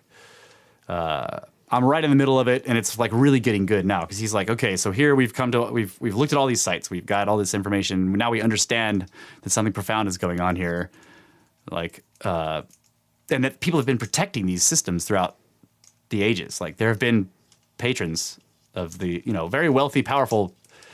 Oh, look, Ty's calling me. Oh, you son of a dooski. But I'm pro. Sounds off. Can't tell. Anyway, like he talks about, I can't remember the dude's name, but he's like, so we wouldn't even have Stonehenge. Stonehenge would not exist, because at some point they started to take it apart. They were quarrying it. All right, this kind of blows my mind. Like who does that? Who looks at these beautiful rings of stones and like, I'm gonna use that to build my hut, and starts breaking it down. I'm like, what the fuck is wrong with you? I know. So he says that there's a guy, I can't remember the dude's name, but he's a fucking hero, whoever he was, Lord something or other. But, he's in the aristocracy, like managed to he found out that they were tearing these sites apart, that they were just pulling the stones out of the ground and quarrying them and shit. And he manages to go in there and he purchased most of the fucking area. Right. And then after doing that and stopping them from tearing the place apart, he went into Parliament and pushed this bill passed that stopped people from being able to do that, period, all over the country. He's like, don't destroy this. This is our heritage, Yeah. I'm like, okay, so there's one guy who was like a fucking blue blood 1%er that was badass. Like, right? That guy was badass, because these were peasants. Basically, if you look at it, these were the 99%. They were just going to destroy their fucking history to build to whatever they were doing with the rocks. They're like, yeah, this is easy to get, and like you see this all like the pyramids. They've been used as quarries until they became too dangerous. Like the reason the second pyramid has all those cladding stones at the top is because they mined it until it got up there, and then like it was too dangerous after that because you're way up there, and if it starts to come down, you're a dead man. It's just gonna, so they stopped doing it. God, that's freaking terrible, dude. Yeah, but if you go into Cairo, you can find supposedly like I've heard the whole idea that like the casing stones on the Great Pyramid were all carved with all this stuff. There were symbols all over it. Yeah. But I mean that would be weird because there are no symbols anywhere else. Why so I take that to mean that whoever did that was not the person who built the pyramid. Yeah. Like the cladding stuff, I take that as this is casing that was done later. Way later. I mean, you could see it, in the Sphinx temple, it's cased in granite that was obviously put in way after the core blocks that were pulled out of the Sphinx enclosure were put down because they're heavily eroded. Right. So somebody really long time ago built the initial structures. And I just was reading, I was on Graham Hancock's forum site, and this dude had posted this humongous thread of this. He's like, okay, so here's another look at the Sphinx. And he has lots of very, very good information that points to the idea that the Sphinx initially was actually a structure, it wasn't a statue. He's like, look, there's these weird tunnels in it, first of all. There's a tunnel in the back that if you go into it, it goes, and they know about this, it goes all the way up to the, and then there's it goes down and there's potentially warrens of tunnels down underneath there. And he's like, what were these for? They're, and he's like, but if you look at some of this, anyway, I can't remember all the evidence, but he shows you that it's very possible that the Sphinx was actually a boxy building, that they had rock cut out of this protrusion. Okay. And then he had a reason for the enclosure being dug. And when they did the surveys, they found that it was weird. Like Schock talks about this, how they found that the floor of one part of it's much older than the floor of another part. You know what I'm talking about? Like they were looking at the erosion of rock going down into it and how deep it goes. And like over here, it's like 3 meters deep. And over here, it's only 1, implying that these two, they were at different levels or whatever. Yeah, that this other part that's only 1 meter deep was exposed far later than this other one. It's had a lot more time to sort of degrade the rock from the surface. Well, this guy was like, well, if the Nile actually came all the way up to the pyramids, there's a lot of people that think that in the fringe idea, they're like, so a long time ago, the Nile was right here. That's what all these fucking causeways and shit are for. There were docks, right? They talk about this pyramid and there's this road coming off of it. But the road doesn't actually go to anything. It doesn't go to the entrance, you know, and some of them are really at odd angles. And but they'll end at what they call the mortuary temple of whoever the fuck they think built it, right? Because there's this big structure there. Well, if the Nile came really close to the plateau, like up to the edge of the plateau, then those were docks, and this was fucking pathways to move materials, and, you know. So he was like, so if the Nile was right here at the edge of the plateau, then you have to look at, okay, so what's going on? So you move all this fucking water and you change everything, and suddenly you've got greenery all over the place here. Okay, and it's easy to, you've got a highway coming right past. Right. But it also floods every fucking year. The Nile swells enormously. So he goes through all this shit and he shows you like the Sphinx was probably a building, you know, that was a rock cut structure, because there was this it's made out of a piece of limestone that sort of stuck up above all the plateau. And he's like, so they cut this into a classic rock cut type of building, but because it was like just eroded, it was right next to the water. And so it's submerged every fucking year. And it may have been intended to do that on some, because he's like, this connects to some stuff underneath the Great Pyramid. It may have been part of this whole system of whatever it was doing. Yeah. Drawing water in some kind of siphon, whatever. But like once the Nile moved, you know, after some cataclysmic thing, maybe during the Exodus, whatever happened during that shit where the Nile moves miles and miles away and, you know, and leaves the site high and dry. But then what was this boxy sort of building that was this is now just kind of this rounded lump that nobody really remembers what it was, right? And it kind of vaguely looks like a cat or maybe a dog. So somebody eventually stacks blocks up on one end and kind of carves that into a head of a dog or a cat. And then somebody later on finds it and carves that into a head of a person because it's now buried in sand. And I'm like, okay, that's really fascinating. Like... That makes sense, because if you look at the body of the Sphinx, it doesn't look like it was, I don't know. It looks different from the head, like drastically different in terms of its color, texture, type of stone. And then you could see, to me, it looks like, you know, the Colossi of Memnon in Egypt, those enormous. Yeah. The two big, massive statues. Yeah. They're like, they kind of look like they're floating on a lake because they're out there in the water's really shallow. But that whole area floods, and so if you look at it, it looks like there's this huge lake, and there's these giant colossi floating on the surface of it. Huh. It's badass. I haven't seen it in the flood. Oh, really? Because it's weird because nobody's recorded this, but everybody says that one of them starts to hum when the water's there. Like they say all through that landscape, you can hear it.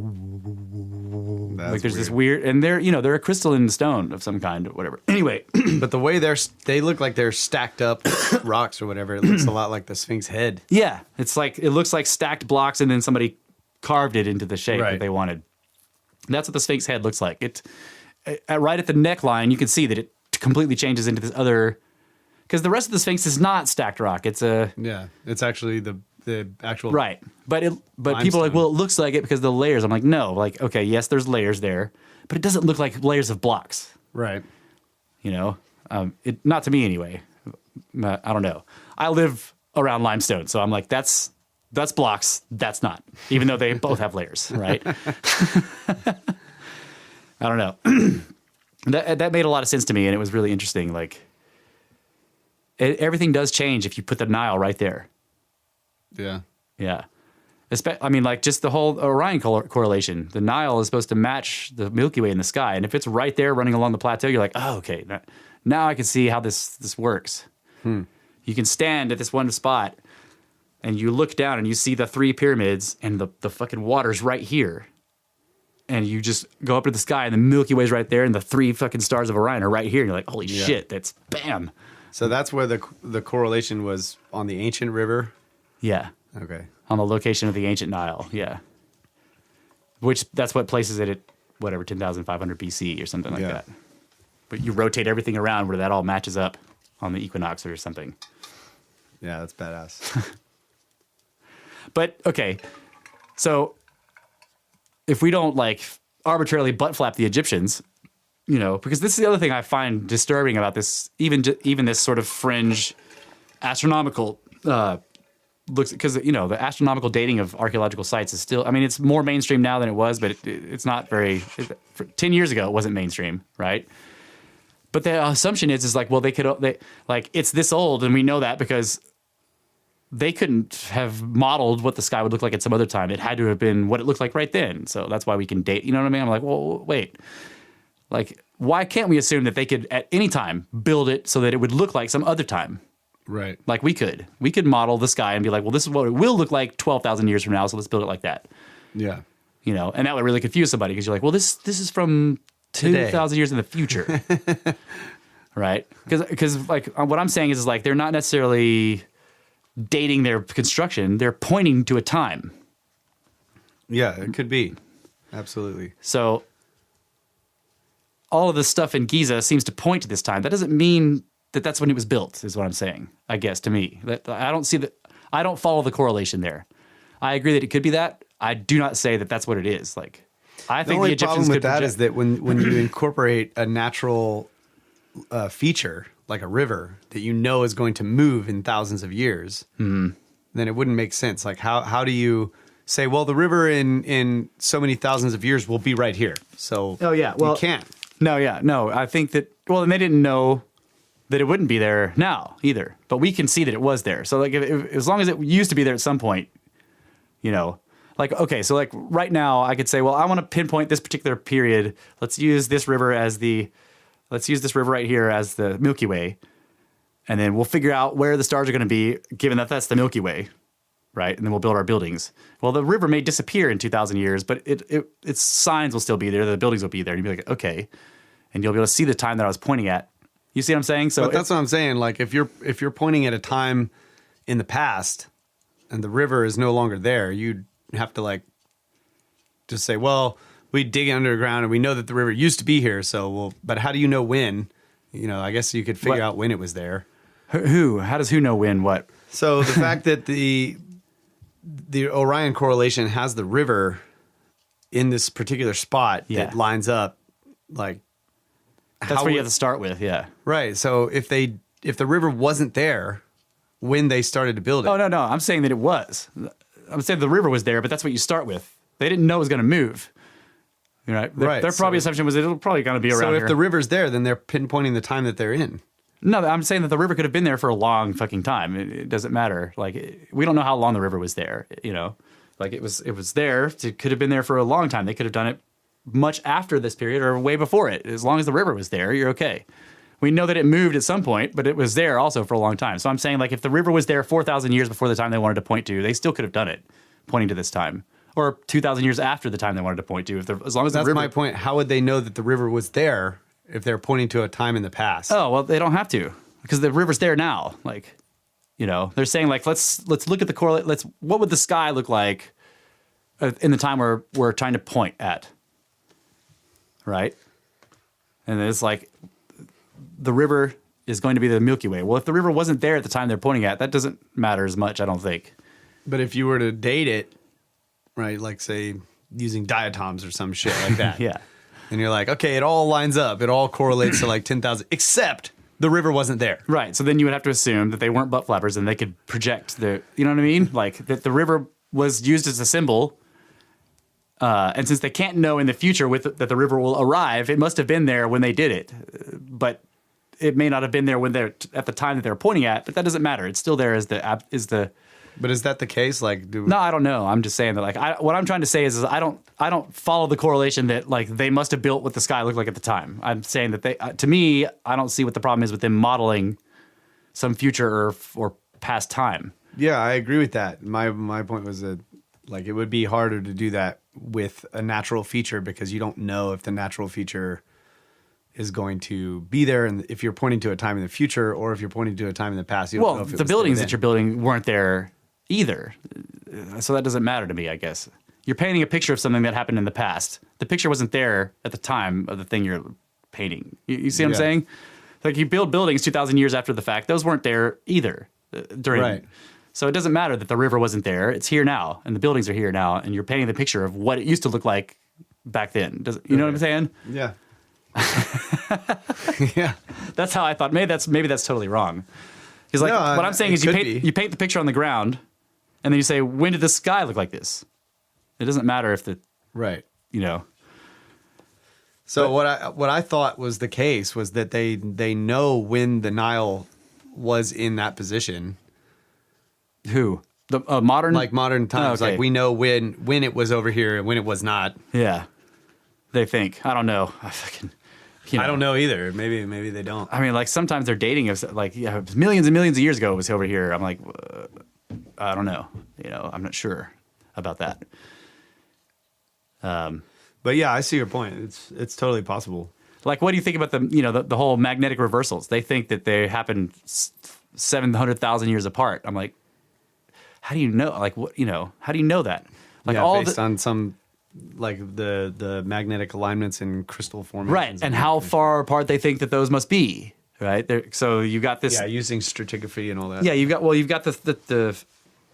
the rock on the bottom of the ocean, like, because it's coming out of those mid-ocean ridges, and... Can't they do that with ice cores, too?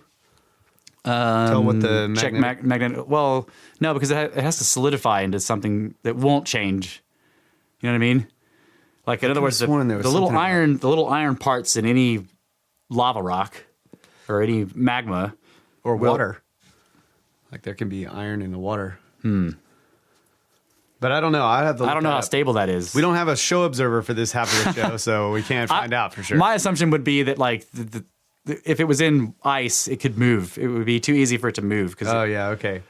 But once it's locked into some crystalline matrix, it's not going to change, even if the whole magnetic field does, right? And that's the assumption. So they say, so that the mid-Atlantic ridge is constantly making new ocean floor. So it comes out of it, and there are these bands there where this one's, the magnetic alignment's this way, and the next band, it's that way. And the next band is this way, right? So that's, so they look at that, and they say, well, based on all this pre-assumed like stacks of assumptions, this is how long it would take for the Earth to make this amount of floor from that, but they don't know any of that shit, really. Those are based on assumptions. So like this is 700,000 years, this is 600. Well, they're measuring it. They're using a very short time period of measuring, and then saying all of history was this. It was moving the same speed, right? If we know if there's a cataclysmic period and everything, the whole Earth is sort of shaking and trembling and stuff, and there's more volcanic, it's going to be making that shit faster, right? But yeah, so there's a possibility that these magnetic reversals happen a lot more frequently than every 600,000 or 700,000 years. Yeah. I mean, the sun does it every 11, and it's enormous. Yep.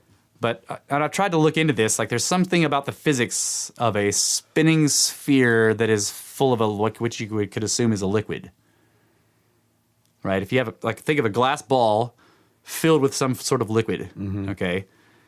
And then you spin that glass ball. There's weird fluid dynamic shit that happens where the entire contents of the thing will flip over. The liquid contents will flip over inside this spinning sphere, right? And it's very regular, like a clock. But it's based on this crazy fluid dynamics shit that I don't understand. So one weird thing, just like throwing this out there, if you have like a water bottle, say like a nice cylindrical clear bottle full of water, and you're holding it in your hand, and you just flip your hand back and forth like you're doing a pole shift. Okay. Flip it one way, flip it back the other way. Back and forth, back and forth, back and forth. And you do it fast, the water will all start to spin in the same direction. Oh, yeah. So like... Is that a Coriolis force thing? I don't know. It's like, it's weird. Like I noticed that like when I was trying to shake up, mixing something or whatever, like I would you can try to like rotate it in your hand or whatever to get the water to go, and it's hard to get it to like get real fast. But if you just hold it steady and just flip it over, pole to pole, back and forth, back and forth, back and forth, it'll start spinning in there. The water spins in one direction and just starts hauling ass. So then I realized like that's how I'm gonna shake paint cans from now on. Like no more up and down shaking. Yeah, you just flip it over and it just freaking turns it into a that's cool freaking vortex in there. See, folks, using science. So we got a spinning globe, and there's this idea that the magnetic pole shifts, and I wonder if it's like the same. Oh, there's some correlation there. Like, I don't know. So like, can you do it the other way around? Can you? Okay, so because you're saying if you flop it back and forth, it starts this rotation. If you get the rotation going, will it flop back and forth? Yes. You're saying? Yes. Well, that seems like it should be the case. Like if you, so the reason it's hard to visualize is because you have to. What are you like? You can flop it back and forth because you can hold it doing that, but you can't spin something and hold it. Yeah, I know. You have to give it an axis to hold, and then you're holding the axis so it can't flip over. You have to be in 0 G, right? And you get it spinning fast enough. Will it start to rotate? Yeah. I mean, the sun does it. That's what I'm saying. Like the sun's magnetic field completely reverses every 11 years. And Yeah. I'm like, okay, that's basically a giant ball of liquid stuff, like plasma, right? It's a fluid of a type, and it has a lot more mass than us. It could be hollow. It takes 25 days for it to rotate once. It could be hollow, right? Hollow sun. I go with the flat sun theory. I'm a flat sunner. I'm part of the Flat Mars Society. Sorry, finish your point. Okay, so if the sun, which has a lot more mass than us, and it takes 25 days for it to do one of its day rotations, like one rotation around its axis. Yeah. Well, that's pretty slow. You know, it's rotating slow.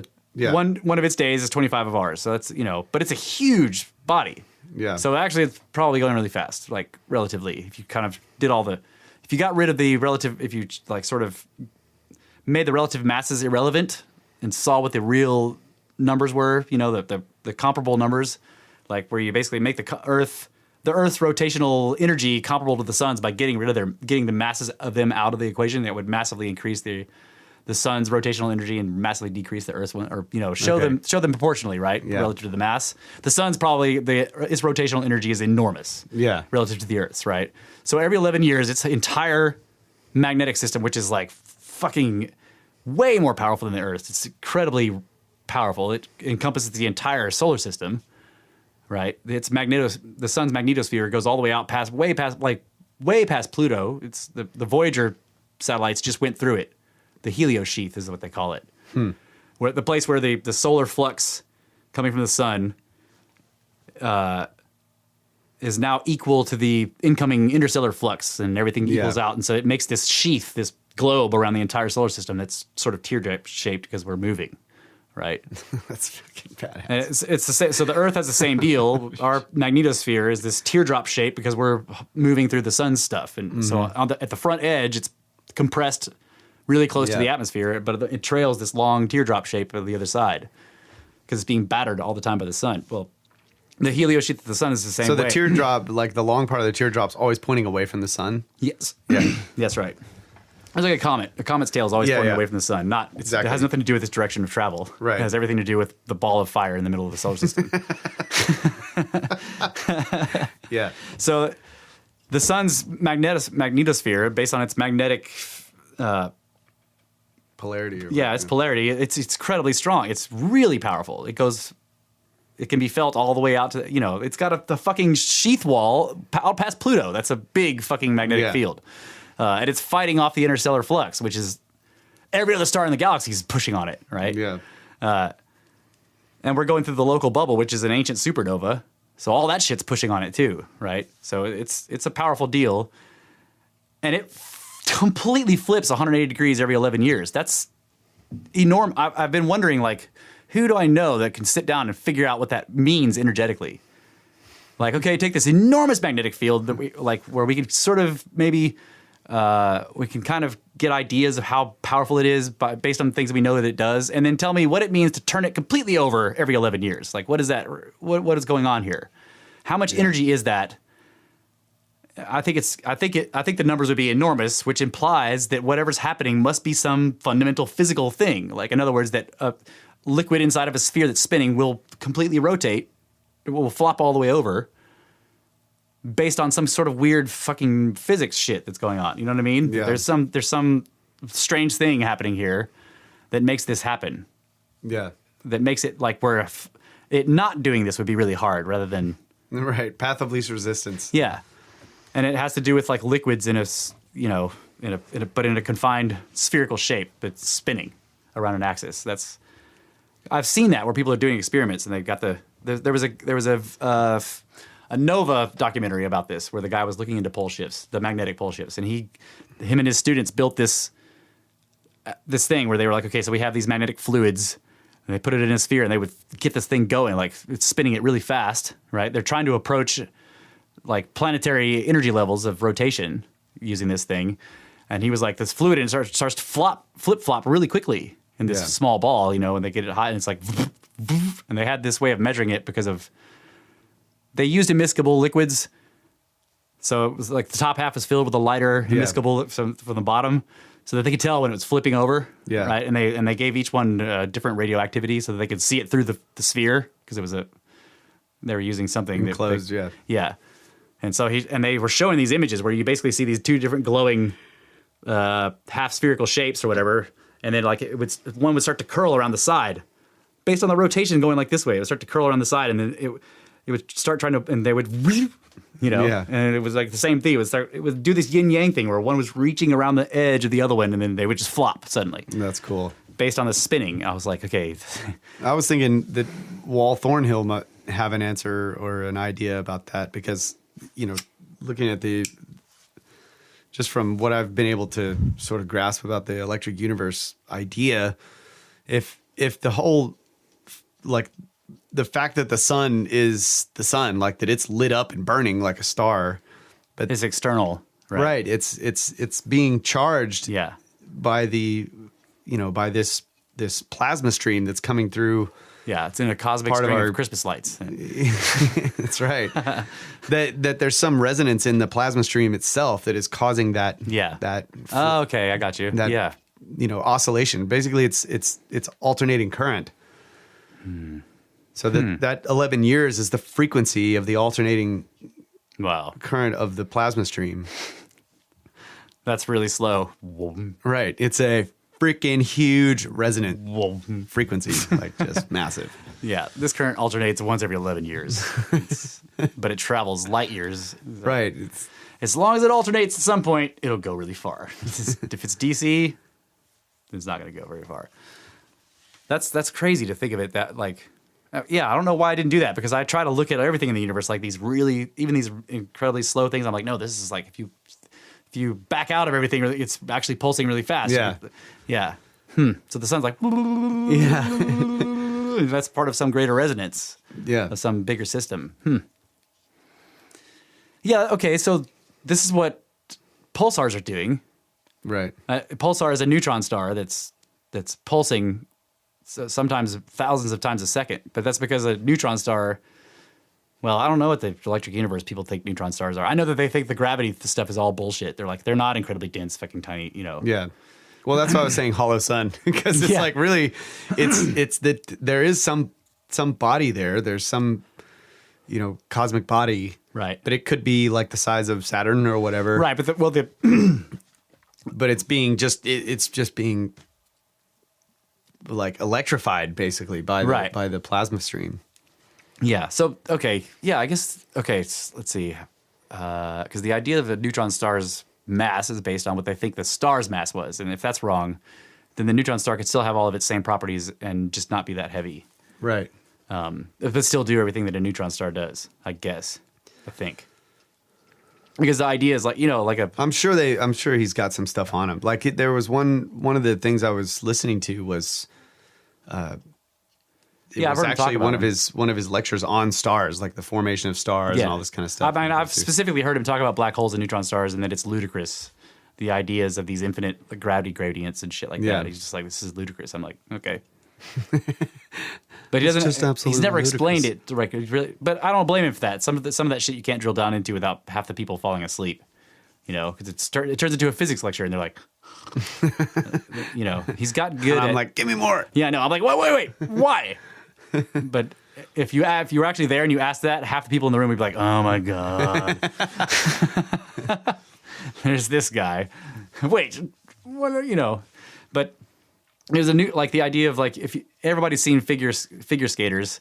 The girl starts to twirl and her arms are out, and when she pulls them in, she goes and starts spinning. That's the idea. Like the star goes nova. The core collapses on itself from its own gravity, blows all the exterior shit out, and then you end up with this ball that's like 11 miles across that used to be this enormous star, right? It's most of the mass of the star, but it's only 11 miles across now. That enormous star took 25 days to rotate around its axis. This little 12-mile across ball is doing it millions of times a second because it became tiny, but it maintained its mass. Right. So now it's like... Yeah, so whatever pole shift was happening... It's happening like thousands of times a second. Yeah, so it's like... And it's a pulsar. Yeah. That's fucking awesome to me. I love that concept. Yeah, so it still could be an external force doing all of that. Like, so the whole idea of it going nova or whatever and blowing everything off of it is something to do with the plasma stream, changing or whatever had it lit up in its previous form, like the energy level changed or something changed and it caused it to do this. And now it's basically like,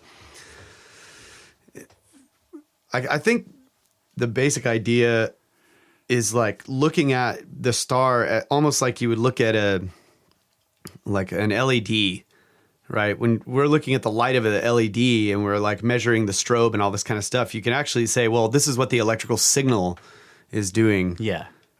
Right? Yeah. So it's kind of like that. It's like we're looking at what we see is the results of some larger energy force that's causing all of these different things that we notice in different stars to happen. Yeah, and since we understand all the intricacies of the mechanisms of an LED, we can then extrapolate based on its behavior what the underlying current is doing. Yes. Yeah.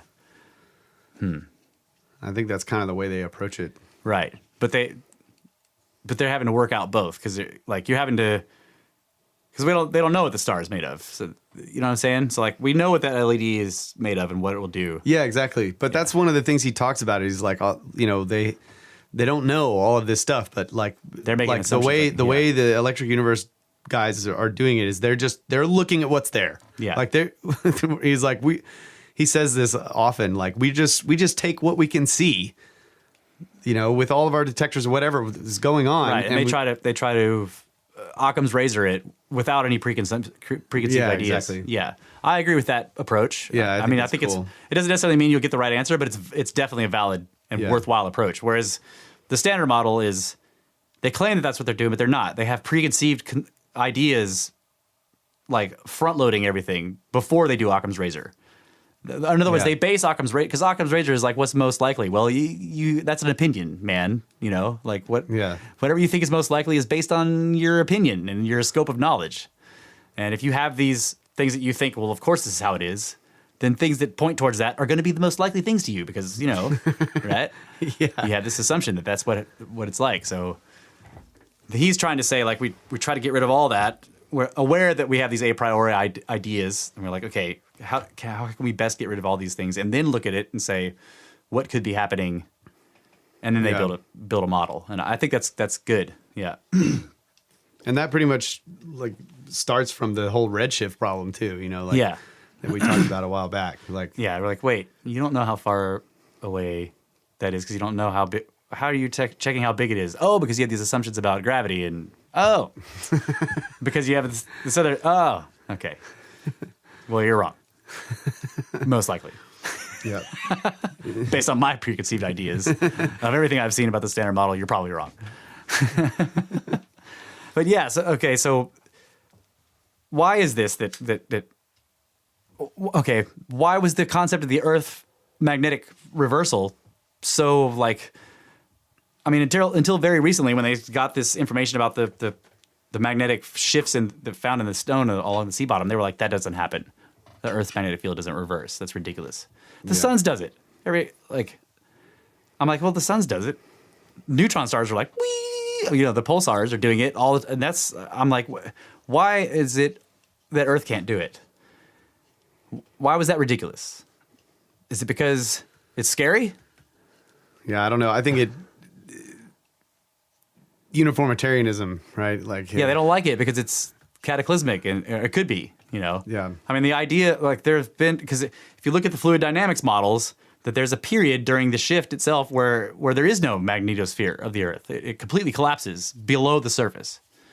Right now, since our magnetic field is somewhat stable, it is the sphere is actually projected out just above into the upper atmosphere layers, right, which is protecting us from all kinds of but the aurora stuff. We get the aurora because the sun side of the magnetosphere is pushed into the atmosphere by the pressure, and then we get these aurora shows, right? But if it became unstable and started to try to flip around, it would actually collapse. The sphere itself would collapse below the surface of the Earth. Yeah, and then we would be outside of the shield. and everything on the surface of the Earth would be getting hit by hard space radiation from the sun. Like, So if it was at night when it happened, would you be okay? And then if yeah, it came back, if it like went back above the surface before you rotated around facing the sun, would you be all right? yeah, I think so. I mean, this. It would do a lot of fucked up shit to lots of molecules in the atmosphere, which would then have secondary radiation. Oh, okay, yeah. But that is not like, it's alpha radiation that's incredibly deadly. And I'm not even suggesting that this is deadly. Like, it may be that it turns all our space genes on. Like, you know, you go to space and your space genes turn on. Well, maybe these periods of rotation or the magnetic field I'm going gonna away. punch you in the space genes. Yeah, just punch you in the genes, space genes. I want to get myself a pair of space jeans. Got in the rocket and activated my space genes. Yeah. But like, if Put we rivets in the divots with my physical arm. Divots in the rivets. divots in the rivets, putting divots in the rivets with my physical arms. I want to punch you in your jeans. Sorry about that. That was a tangent. It's worthwhile though. We totally skipped the last break. That's all right. I know. I saw that. Like, I saw it was happening. Yeah. And I let it happen. just kept letting it happen. Yeah, but I mean, you know, if just going up to space and basically getting outside of the magnetosphere right now turns on space genes, then if the magnetosphere collapses below the surface for a decade before it begins to sort of stabilize and reform, everything's space genes get turned on. Well, anything that has space genes they get turned on, and maybe there's this period of. I thought it would be a period of wild magic, is what I thought of it as, like, where everything's in flux. You know, like you walk into a forest and it's not going to be the same forest as it was yesterday, because everything's fucking changing all the time, very rapidly, because you're in this wild magic period, right, where the stability sphere is gone, and now everything is being bombarded by the creative energies of, you know, so stuff is just changing. You walk into the forest and there's new monsters every time you go in there. Shit that you've never fucking seen before, you know. And you turn into a new monster. That's right. Too. You're also a new monster every day. 'Cause, you know, you're like, what is this? So do they think third like, arm is? Is that kind of like what the standard model idea is, that That's like my idea. when it shuts off, it's going to be or below the surface for that long of a time? I've never 10 years. Or, yeah, I've never heard any standard model say this, but I have heard geophysicists say that. But you know, it's hard to tell because of their uniformitarian. That's bullshit. what I was saying. Like they're already looking at the stratigraphy. They think that it takes thousands of years. I'm suggesting decade. Okay. Because they say thousands, right? They're like, it only happens every 600,000 or 700,000 years, and it takes thousands of years to take place. It isn't cataclysmic. And I'm like, so it probably happens every 10,000 years, and it takes a couple of years to happen, and it is cataclysmic, right? But they do say that there's a massive weakening of the field, right? And But like you gotta like, so if this idea that like with Velikovsky and all this stuff, you know, Saturn being the sun and then just shutting off one day, and then whatever planet the sun is, solar lighting regime up, change. solar regime change. Like there had to have been insane stuff going on with our magnetosphere. We're supposedly orbiting Saturn. Like we're a moon of Saturn. Is that idea? Like, Yeah. You know, which is why if you look at the most ancient Like kind the of whole pantheons- solar system rearranged itself Yeah. after Saturn went out, right? Yeah. and the sun lit up. Like everything just kind of moved. And so Walt Thornhill is saying it happens so rapidly. You know, like it doesn't. Because if you use if you use the standard model of gravity, he's saying that force is not strong enough. Like the electric force is like way, and it's polarized, more so it can powerful. equal things out. He points It out can that, push and pull. right, which allows it to sort of put systems into stable places. Whereas something that can only pull is gonna have a hard time building a stable system because all it can do is pull, right? And so he pointed this out. Like there's nothing in a gravitic solar system that is anchoring the planets into their orbits. Like if there's just a pull, if something changes that pull just a tiny bit, everything goes haywire. It gets worse and worse and worse. You can't fix it with just a pull. You've got to be able to push on it too, right? I thought that was a great so point. there was something like some huge comet or something went past Jupiter. Yeah. And it changed Jupiter's orbit. Very slightly, like they measured it. Yeah. And like the massive... But it's still stable. Right. Like the massive earthquake in Japan that happened that caused the big tsunami, like 2010 or whatever, that actually changed the Earth's rotation time measurably. Like it was something like 1/10,000,000th of a second. Like the rotational period of the Earth was changed 1/10,000,000th of a second, which is a measurable amount from one earthquake in Japan. Yeah, that's insane. So there has to be a balance there. Like something has to be. It makes sense to have both the push and pull because otherwise, like a comet flies through, and then it just destabilizes the entire solar system and everything crashes. It's like I mean, one of my earliest ideas of what the primordial dragon is a very ancient dark star passing nearby the solar system that would just throw everything into chaos, right? Yeah, you have some enormously massive, heavy body that's dark, right? Like, so think of a neutron star it's called a naked neutron star or naked singularity. It's no longer spinning. It's incredibly ancient, so it's cold. Okay, you can't fucking see it. Yeah, it's not emanating. I like to look at pictures of naked singularities. Yeah, the curves of everything behind them been coming through. Yeah, you can't actually see them, but the curves they cause on everything around behind them is, yes, it's titillating. So like you can't see it. You would have to be looking for lensing, like you'd have to be seeing these weird stars doing weird shit. That's the only thing that would be the only giveaway. And if it passed just kind of close by the solar system, they would destroy it. It didn't even have to come that close. It could be if it came between us and Alpha Proxima, the closest star. If it was 2 light years away, every planet would be flung out into space, and the sun would wrap around it and fling off in some other direction. It would completely pull it. But if there's a push and a pull and everything's being held together by sort of electromagnetism, then that wouldn't happen. It would cause a lot of chaos. It would rearrange some stuff. Yeah, it would cause a lot of chaos. Gone, things would rearrange again. Yeah, the whatever plasma arc is feeding the sun would probably wrap around this thing and it would do weird shit. Or there's a plasma arc making it move over here to begin with. Yeah, yeah. Or it's not actually any mass. It's just a product of some plasma arc. Yeah, yeah. Because that's the thing that's really mind blowing about the whole. It's like you just have to deconstruct the whole standard model with all of those things. Well, yeah, so we know from observational data that the things that we call black holes and the things that we call neutron stars are real objects that do these things that they are doing. The standard modelists have built their image of what is making them do those things. Yeah. And the electric universe guys aren't saying that black holes aren't real or that neutron stars aren't real or pulsars aren't real. They're just saying that the mechanisms underlying those things are not what the standard modelists are saying. Right. But all the same things are happening. Just like with the elastic universe. Like we're not saying that gravity isn't happening. Right. We're saying that it totally is happening just like we see it, but the underlying mechanism is this instead of this, and it still works the same. The end result. Yeah, so if because like if you could take the things that cause quasars, the incredible, like whatever's happening there at the accretion disk, right? A quasar, you got this accretion disk around what they view as a black hole, so it's got all this gravity. The accretion disk is a bunch of material that's been crushed into a disk rotating around it, right? That its inner edge stops at the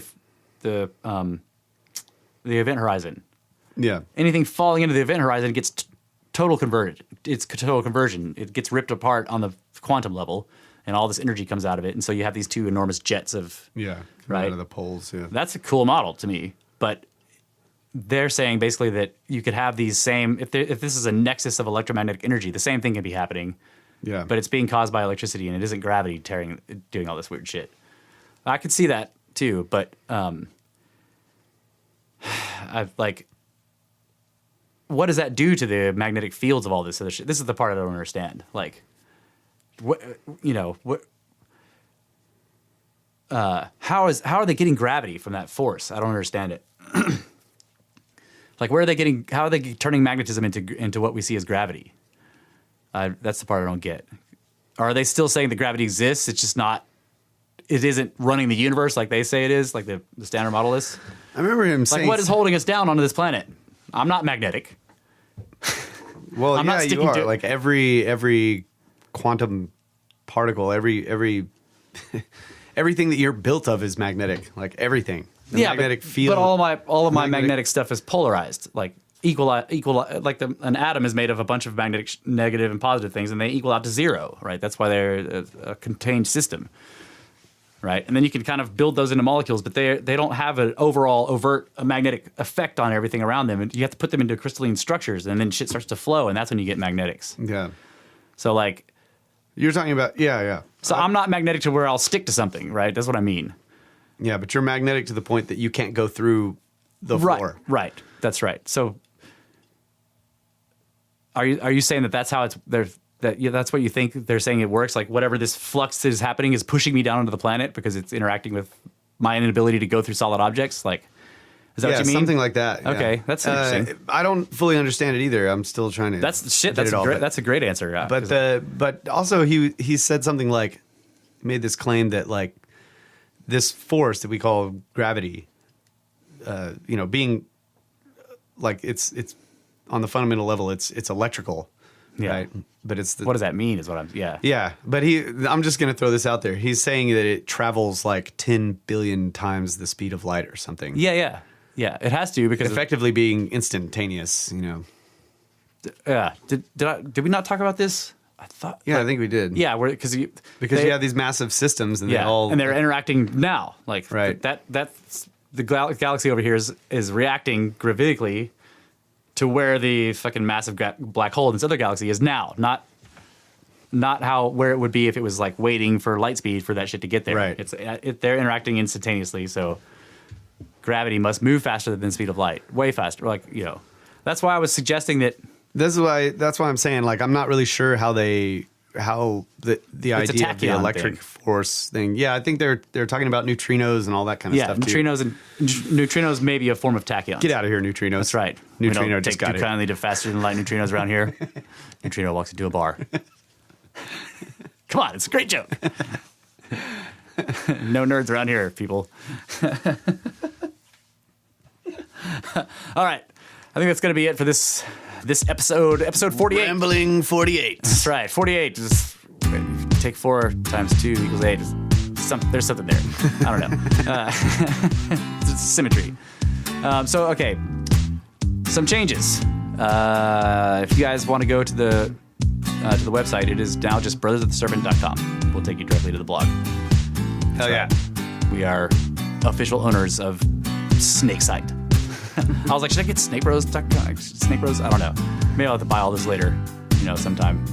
But the other thing I did was I went to get the Creative Commons license attribution. Okay, so I can't remember exactly what it is, but it's like Creative Commons 4.0 international licensing non-something, which basically means don't change it, don't sell it, but share it with whoever you want. Okay, so we're now licensed under that Creative Commons licensing. So. Because the only, you can add all rights reserved, but that means like you can't share it. You can't do anything with that. People technically are not supposed to share it. Yeah. So, and I had that on there because I was like, we need to say this is ours somehow. But anyway, I went to get the Creative Commons and I did that this week. So it's now under Creative Commons 4. And it's at the bottom. If you can scroll to the very bottom of the front page of the blog, you'll see it. And it links you to the licensing information. Oh yeah. But basically it means don't change it, don't sell it, but share it with whoever you want for free as much as you want. So we still have brothersoftheserpent@gmail.com. Haven't changed that yet. I was offered an email address with brothersoftheserpent.com, but not yet. Too much money.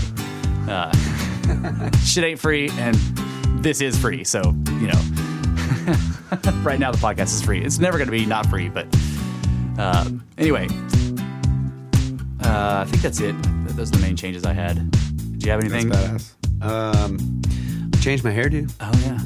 I'm gonna. I've got a logo in the works, like a real logo that I've actually drawn, not something that I stole from the internet. I'm gonna finish it soon, I promise, and I'll put it up there. The Mind the Hive guys have been getting on me like, dude, where's your fucking logo? We can't put you on our site without your logo. I'm like, yeah, I know, like the logo. So I'm gonna do that. I just need to sit down and draw it, and then whatever. You just need to make it. I just need to build it in 4D and something. I think that's it. Did I have a clever? I was trying to think if I had a weird question to pose for this. No, I don't have one. I want to do that at the end of each show. Now I'm going to come up with some weird question to ask you. Like, what is this? What's going on here? Oh man, you got one? No. Oh, Okay. You just nailed yourself. Yeah, I outed myself without having one. That's great, Russ. Here's the question to ponder. Why did Russ do that? Figure that one out. Thanks for listening, folks. That's right. Thank you very much. GFY. GFY cat. Snake Rose. Snake Rose.